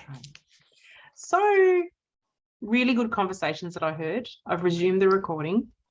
I noticed, application of the process, reflection of what the context was. What I wanted to do was, as we're debriefing, I wanted to actually start to, transcribe in this document that's in the file, what's emerging, because that might be helpful in the future. So let's go to case study 1. That was Sammy at the library, and that was Chris, Lisa, and Shannon. And the questions we had for you is, what steps would you take? What would you try to remember? How could you manage any unconscious bias, and what support would assist you? Can I invite the first group? I don't know who wants to speak. but to open with just describing the case study in your own words, and then you can share the answering the questions or whoever. So I don't know, out of Chris, Lisa and Shannon, who'd like to start? And Well, I'll summarise the case study. case study. Yeah. Sammy's a new employee. She is relying on one of her colleagues to give her information so she can do her job. That person, over a reasonably short period of time, is being difficult in terms of providing her with that information, and is embarrassing her, and he's a male, his behaviour's questionable, and she comes to you and wants to know whether you can help her or not. Okay. I took some brief notes, but yeah, we probably spent a lot more time on how we would support her rather than looking at what would assist us. Well, let's go through that. That's fine. So what was the question? Yeah, thanks, Shannon. So really importantly, what steps we take. First up, obviously, we talked about before, believing people and listening to her, letting her explore the situation with us and tell us how she feels. Be sure to condemn the behaviour and not the person behind the behaviour. Yep. We thought it would be highly appropriate to possibly, as a newer employee, she may not have much exposure to the REACH principles. Yep. So sharing with her what those principles are and letting her maybe explore how her colleagues' behaviour has breached or, stretched those principles. Yep. And then giving her the options where that she's obviously spoken to a supervisor and felt that she wasn't really given the support that she needed from that avenue, but explaining to her that she can go above, she can speak to the next person in command, or perhaps to seek some support from people within her team who may have experienced, witnessed, this colleague's behaviour. We've also suggested that if she may like to go to the EAP, because they may be able to support her with ways that she can deal with and appropriately approach this person over their behaviour, or, however they might suggest she. Yeah. Any comments on that from anyone? What unconscious bias do you reckon you'd have in that? I think possibly you may, an older. Yep. I'm guessing Rod's an old white male. Yep. Just treating a young woman with disdain. So you might think there's sexism. Yeah, you've got to kind of watch that, don't you? Your own biases. Yeah. Yeah. You do. Like, it's just, yeah. And that's why, condemning the behaviour, not the person. It's not only good for the person you're working with, it's actually good for you as well. Yeah. Any other comments on that? Is there any other, what do we think of that process that our colleagues went through? How do people feel about that process?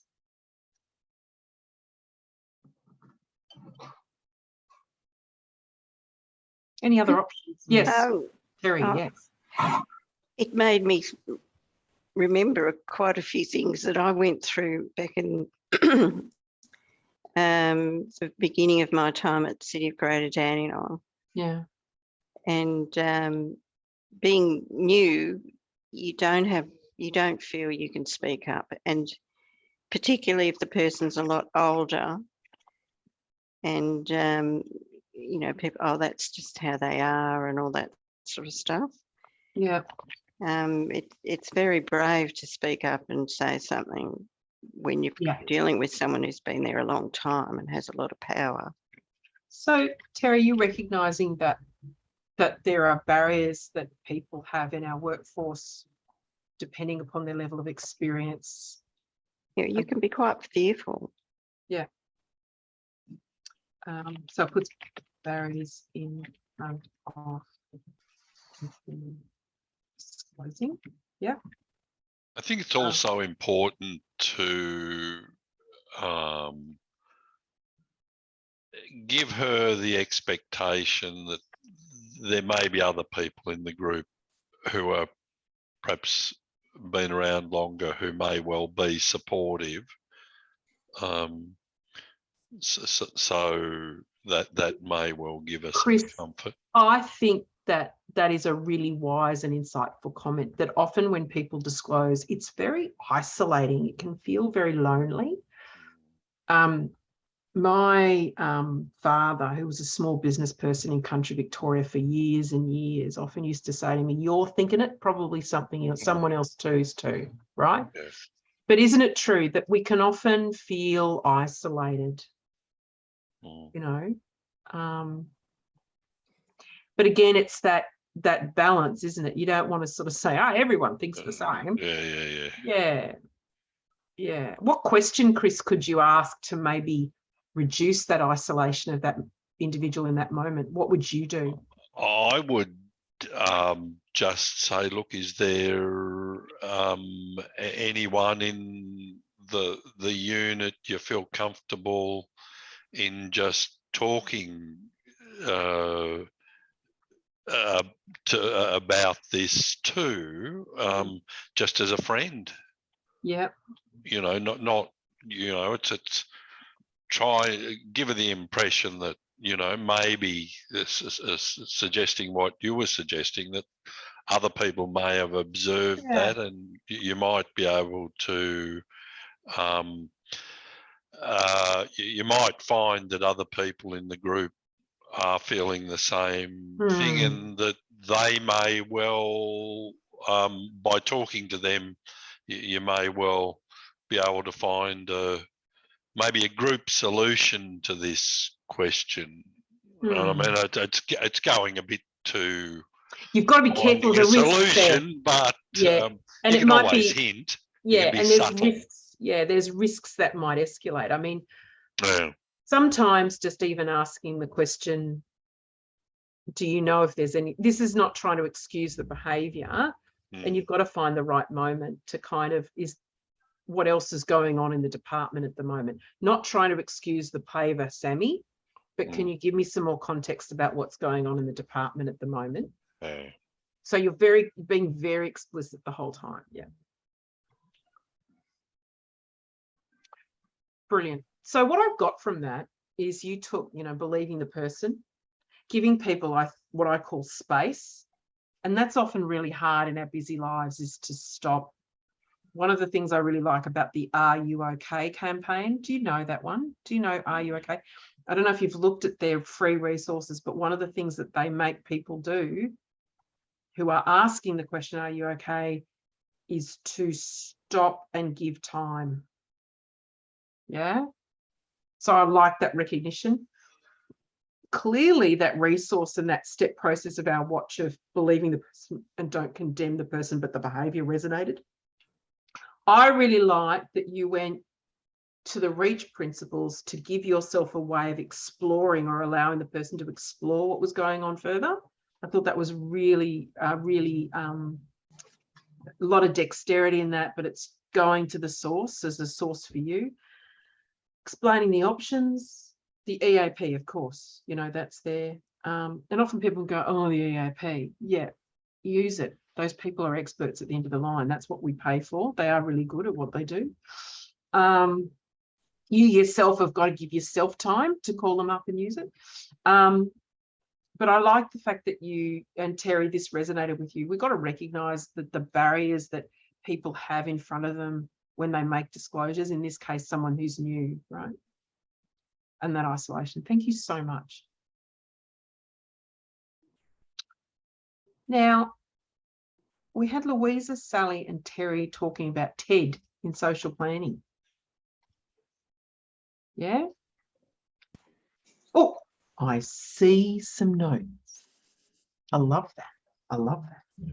So, Louisa, Sally or Terry, mind who speaks, but again, just provide us an overview of the case study and then, you know, the questions as well. Okay, I'll give you an overview. Thank you. Basically, Ted was a well-liked member in his workplace, and then he started changing. He started getting aggressive. He started not being able to complete tasks on time, and got quite aggressive in a meeting, saying that workload and other people, you know, blaming others and stuff like that. But he did confide in us. Well, I'll say me at the coffee shop that he was getting headaches and what was the other thing? Headaches and feeling overtired. Yeah. Yeah. So obviously this is affecting his behaviour. We did start writing some notes down the bottom. I saw that. Yeah, except the last question, you took us out of the system. Oh, well, we can help now. We can help now. All right. So let's go to that question then. Natural justice. How would you practice natural justice?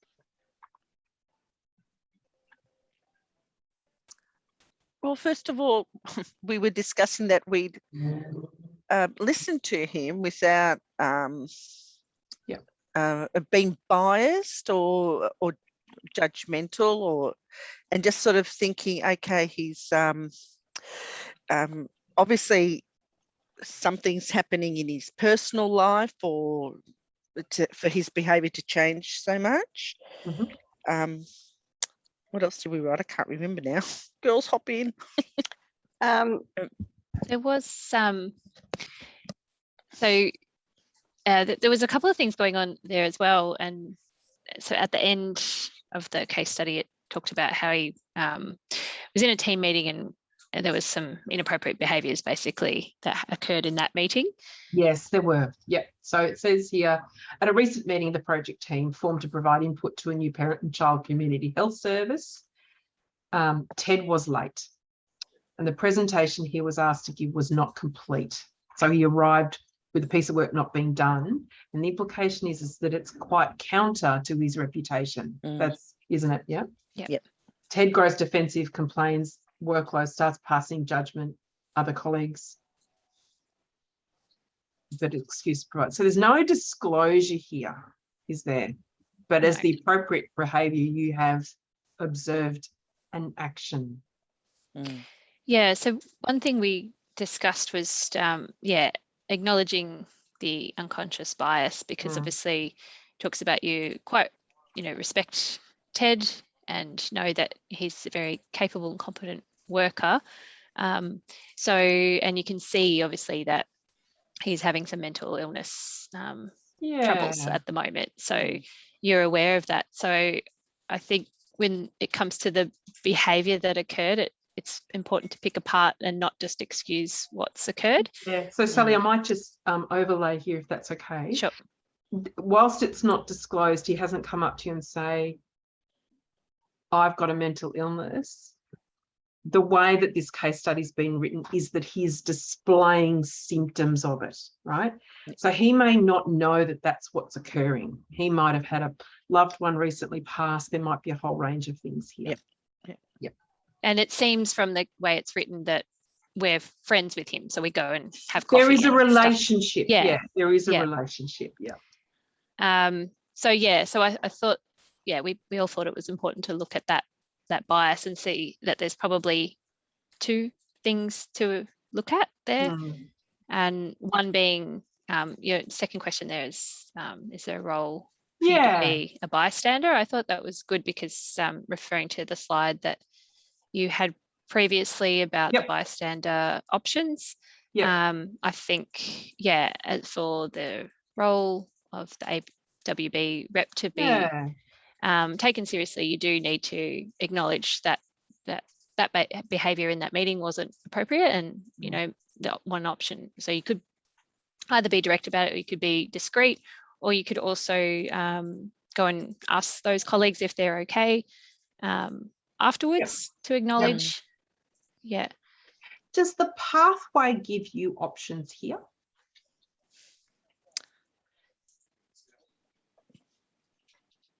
Well, Behaviour he's not. occurs. Yeah, he's not going Everything to. else. He's not violent to himself or anybody else yet.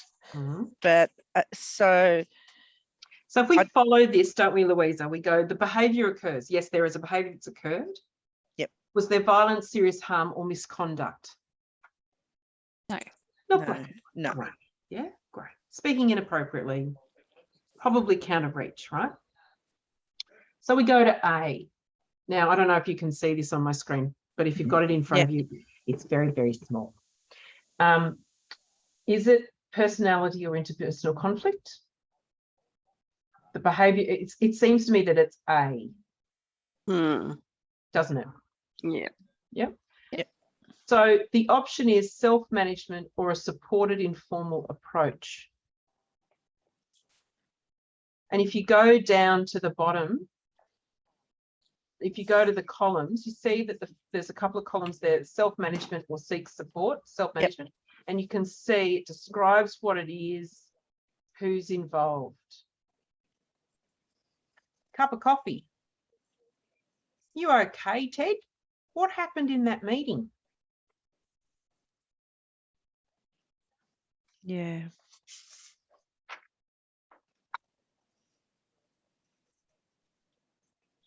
And if that doesn't work,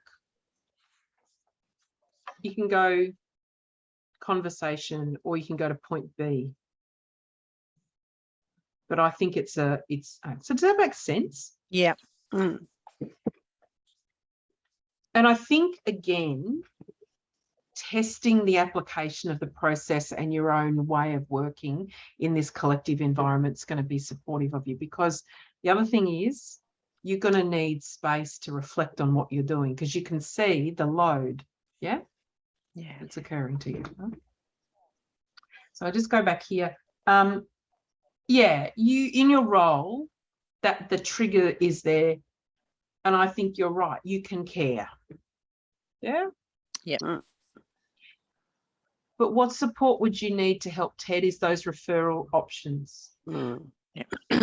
Now, one of the things that is not in the thing is, you know, EAP could be who he talks to, and they can do that supportive thing. Ted, I think you need to call them, mate. I've noticed this as a colleague and as a rep. I know I'm not a psychologist, mate, and you've had this happen or this happen. I think you need support. I'm not saying you can't do your job. I think you need support. I care for you. Yeah. It's incredibly important that you give yourself permission to use I language and act in care, and I think, and with curiosity, and I think the combination of those things for individual workers like us that have what I call all care but no responsibility, as it were, or no accountability, that's actually what's going to be really good in that moment. Well done. Any observations from colleagues on that before we go to the final one? Well done. Okay, Wendy and Sam, you were looking at Diane in finance. Sam or Wendy, do you want to give an overview and then share what your answers to those questions were?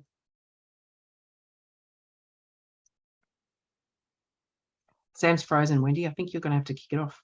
Okay, hang on.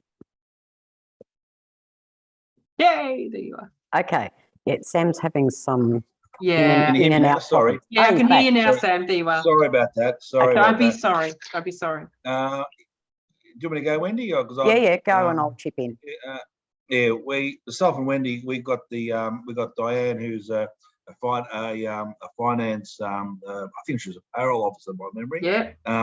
and she's very very precise at her work. Got a reputation for being accurate and precise, and kind of good for a payroll officer, I'd reckon. But anyway, absolutely. And then you've got her manager, Alexandra, who's good at, you know, basically a good strategic thinker and a good planner, and probably a little bit different to someone that's very, you know, accurate and precise at their work.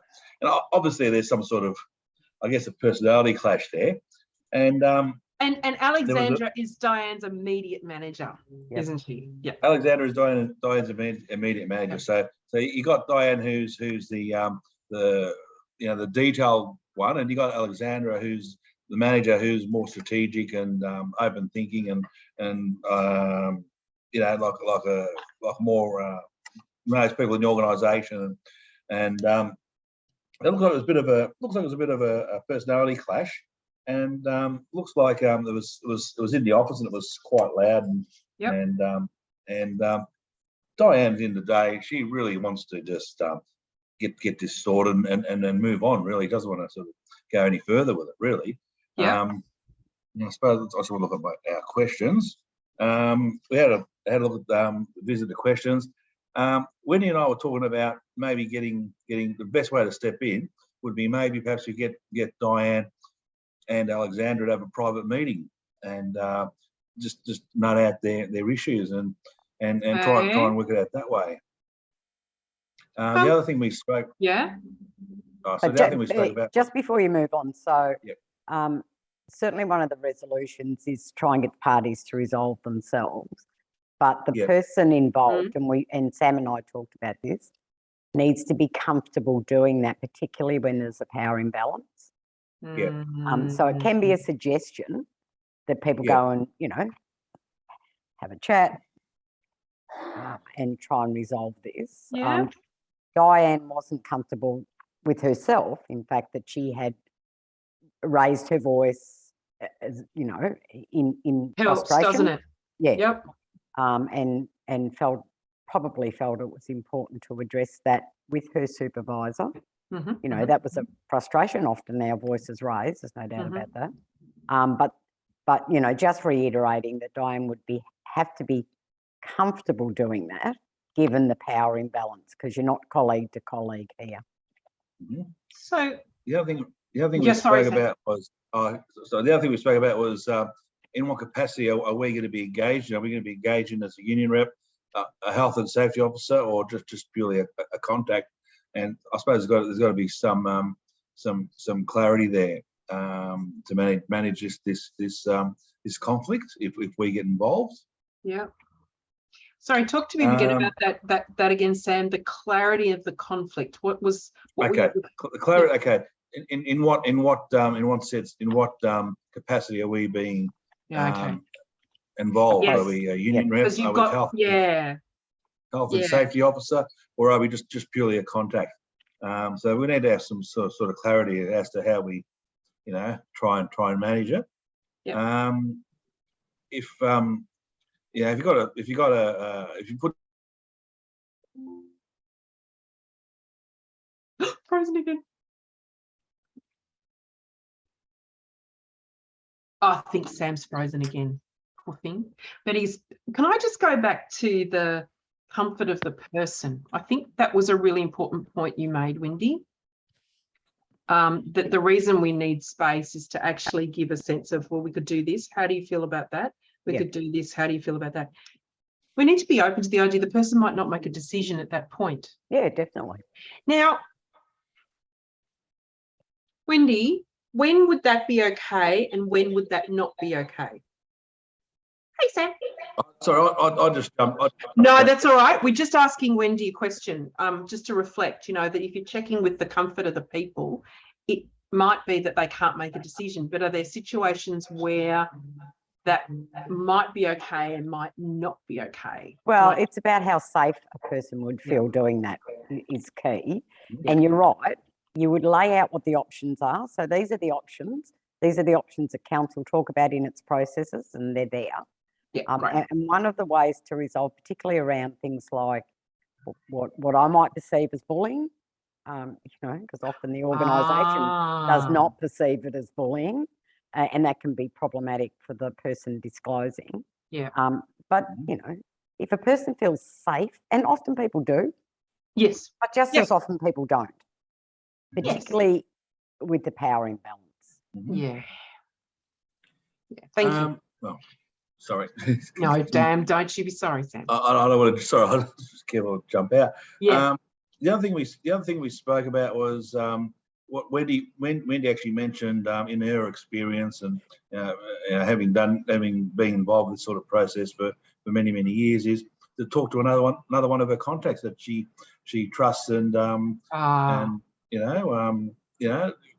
maybe had similar experience or but basically talking to someone else and seeing what their outlook is on it.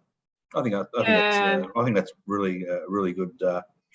A really good outlet, I think. It definitely. is. And I think the role of trusted advisors, I've got another little thing for our next section about what do we need, right? Yeah. I've got a question up there because our role is to maintain confidentiality. How do we do that and still get the professional feedback we need? Wendy, in your experience, is a way that you can balance those two things? Oh, definitely. Yeah. How do you do that, Wendy? Yeah. So with different hats on. So as a HSR, the health and safety reps across the council can get together and share experiences. The key is not to disclose somebody's name. You talk about, an incident or an experience. There is opportunity to do this also as contact reps at the quarterly meeting to share experiences. And then to gain experience of others. Yep. And, I've been around for a long time wearing a lot of different hats and it's really always been a benefit to me to speak to somebody else. So, for example, another contact rep who I know, has enormous experience, has had why would I reinvent the wheel to a solution or whatever if I can bounce something off somebody else? Again, without disclosing who the person speaking to me is, you don't need to. You absolutely don't need to. So it happens in the trade. I mean, you get certain tradesmen that refer to other tradesmen for their advice on how to fix a certain thing or how to fix a certain problem, and it happens. I see it every day. Yep. Every day. I can see you looking down at your paper, Sam. You cool with that? I was gonna test when you're done. Let me know because I was gonna go back to the behaviour processes and test that too, and just work through it so people can see it. But you keep going. No worries. Just one more thing we wanted to mention was we're talking about hybrid working environment, and when I were going through it, and we looked at it. Basically, a workplace is a workplace, and there's no real area for deviation on that. Workplace is a workplace. You respect it whether you're on Skype or whether you're on face to face, and that's pretty much all. That's all we come up with. Oh, excellent. Okay. I think the hybrid working environment. When I walked through this with your colleagues in OD, that was one of the things. Kit, we're moving into hybrid working environments again. Can we reflect on this? And I loved your observation that workplace is a workplace, right? But we just need to recognise that sometimes it might require us to think laterally about how we apply it. That's why we had that case study about that workplace environment, but it was online with Osmond. Doesn't excuse it, doesn't mitigate it, but there are options that we've got. Yeah. Let's go to the dock of state. So let's think about this. Diane. So she is a person who's displayed the behaviour that is disclosing. So yes, the behaviour has occurred. You found out about it because she's told you. Yeah. Is there violence, sexual, serious harm, serious misconduct? Sam, Wendy, what did you think? Sam's gone no. What do you reckon, Wendy? Everyone? No. I don't think so. All right. So if you were going to look at those categories, where does this fall? Everyone have a look at it. It is an A, B or C? Can you see that? Do you want me to zoom in?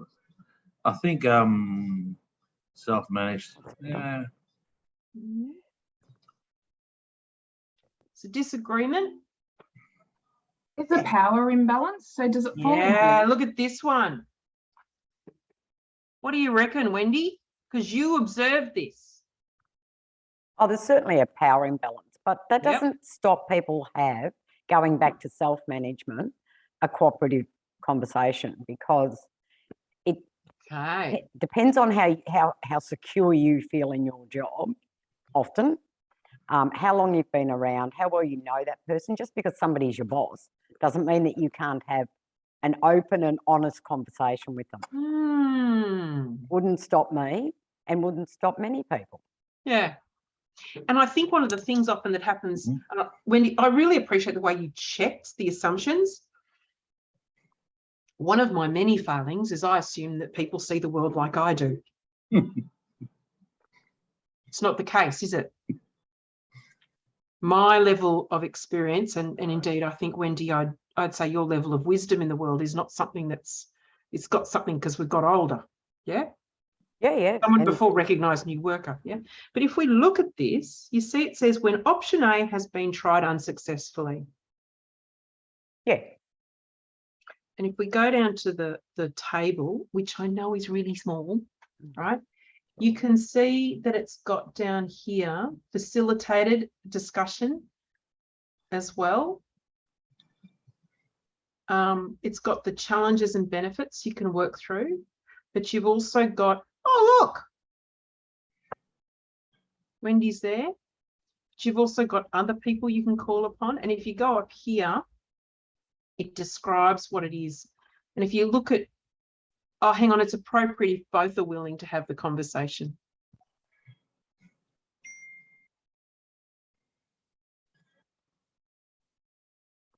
So it might be for Diane, you've got both of those. So self-management, supported informal approach, you've got the resources. But again, if it's not resolved, you can go back to B. It make perfect sense, clear as mud. It's really interesting how each situation's a new one, isn't it? Which leads me to the final part, and I want to welcome back our Susanna Moore. Susanna, this great group of people here, I've got to tell you. Got to tell you. I know, right? Yeah. So let's go. So we've worked through, so the last part of today, and the reason I wanted to get Susanna back here is I want us to think about, well, hang on. What does this mean for us? Yeah. And I've started, Susanna, you can't see this, but I've started capturing in a document what we learned from the case studies. Yeah. Things like believing people, allowing space for people to work through, using reach as a discussion tool, assessing comfort, you know, that people when they report might feel isolated, a whole lot of stuff going on. But what also came out of it is, well, for us to do our job, what else do we need? So let's have a talk now before we close this session. What else do we think might be required? Now, I'll go back to the document I'm tracking on so at least you can see some things. So I've got here some thoughts already, right? You started off in the Slido to kind of give the elevator pitch of what your role is. It might be that that's a really good tool to help your colleagues across Dandenong understand what you do. Do you think your role is understood broadly? Yeah. So sometimes it's often good to have that communication. Yeah. So Susanna, I might pull that together, share it with everyone as a starting point. Yeah, I think that it would be really useful to run a communication campaign about the AWB reps, you know, what their role is, what they do, who they are, where you can find them, just to heighten awareness throughout the organisation, particularly as we are in the hybrid space and we've got a lot of new staff members, and things are still in some respects slightly disjointed to the way I think they will be from now on. So that would be my suggestion as one of the things that we could do. How do people feel about that? Yep. Few nods. Good idea. Yep. Yeah. And the other thing I wondered, and you've already picked up the point about having the collaborative conversations with the community of practice, I wondered if the easiest way of doing that, to use what we've already got, is just to set up a Teams chat, so that there's an ongoing conversation between the AWB reps, whether you're looking for advice from people, from your colleagues, or just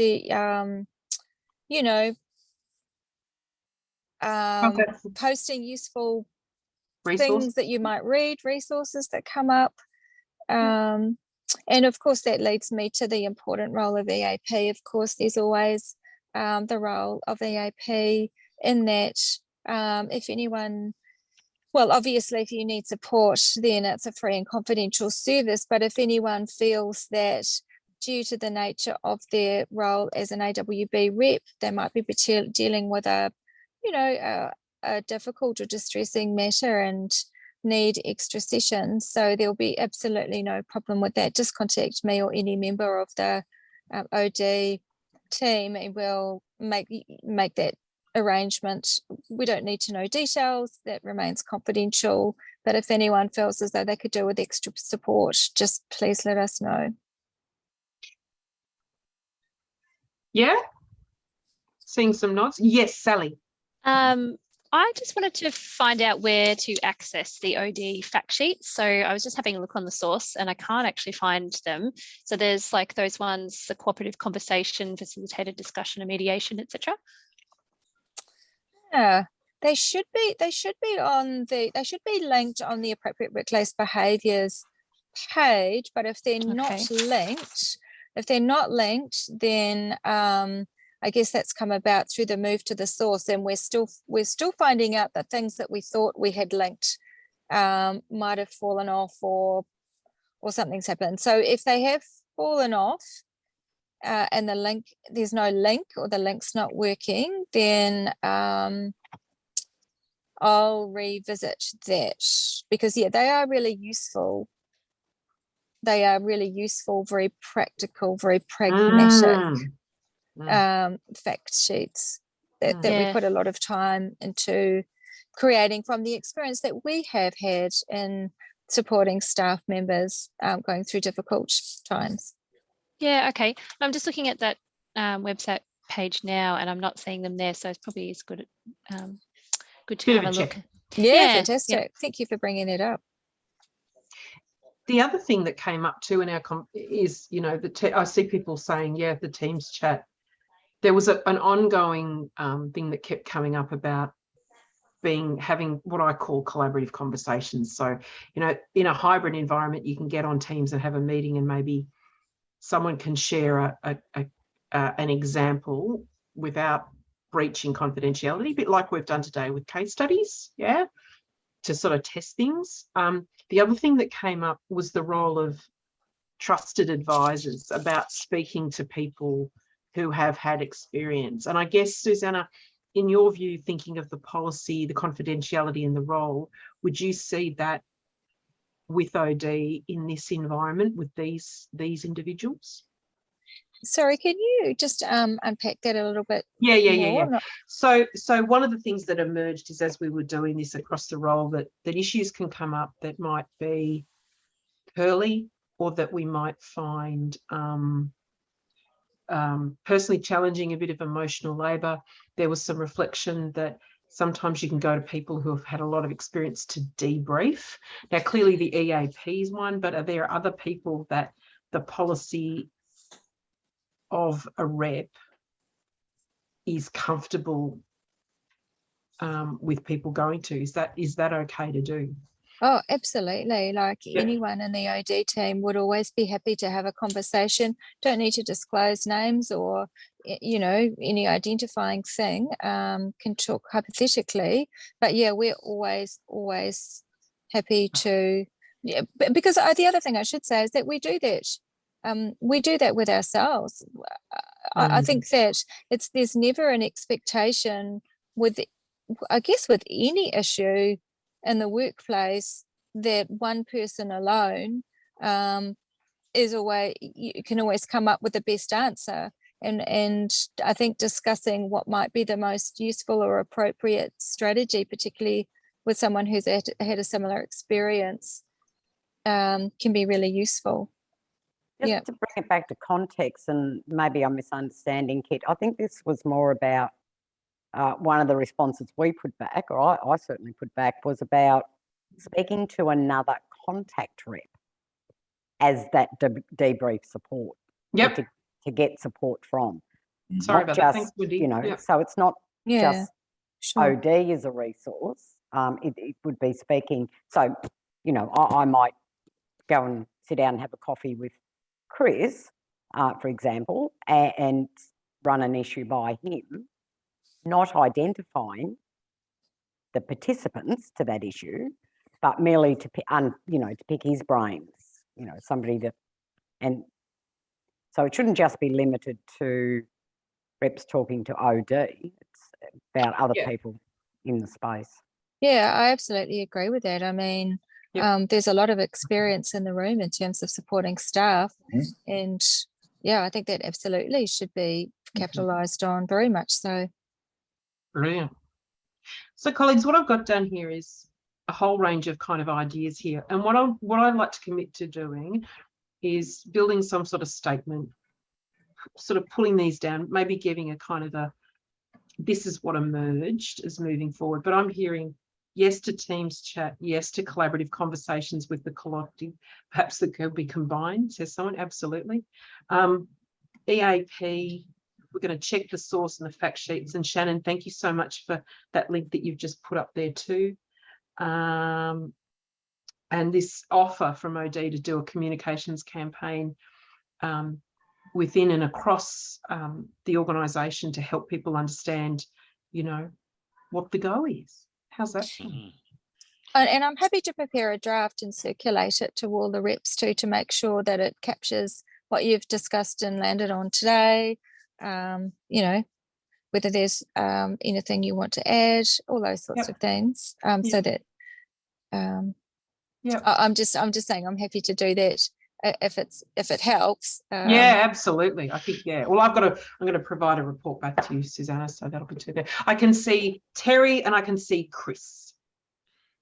Go, Terry. Oh, look, I just had a question. Let's say you are in one of these meetings and someone's very disruptive or abusive.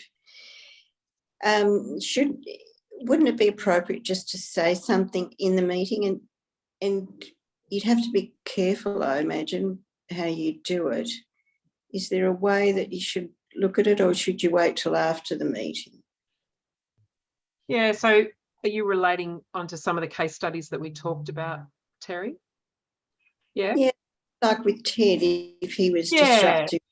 So, Susanna, just to bring you back in, there was a case study about a person that was disruptive in a meeting. I think that comes back to the bystander action methodology that we were talking about. You've got 4 options. You know, you can do something in the moment, right? Or you can go and do that delay where you follow up afterwards. That case study had, I think, the leader taking action to de-escalate the energy. It would be my reading. So the decision might be not at that moment. Of course, if there's behaviour that gets out of hand and it's not being appropriately managed, then I think that the AWB role has that role modelling bystander intent in it.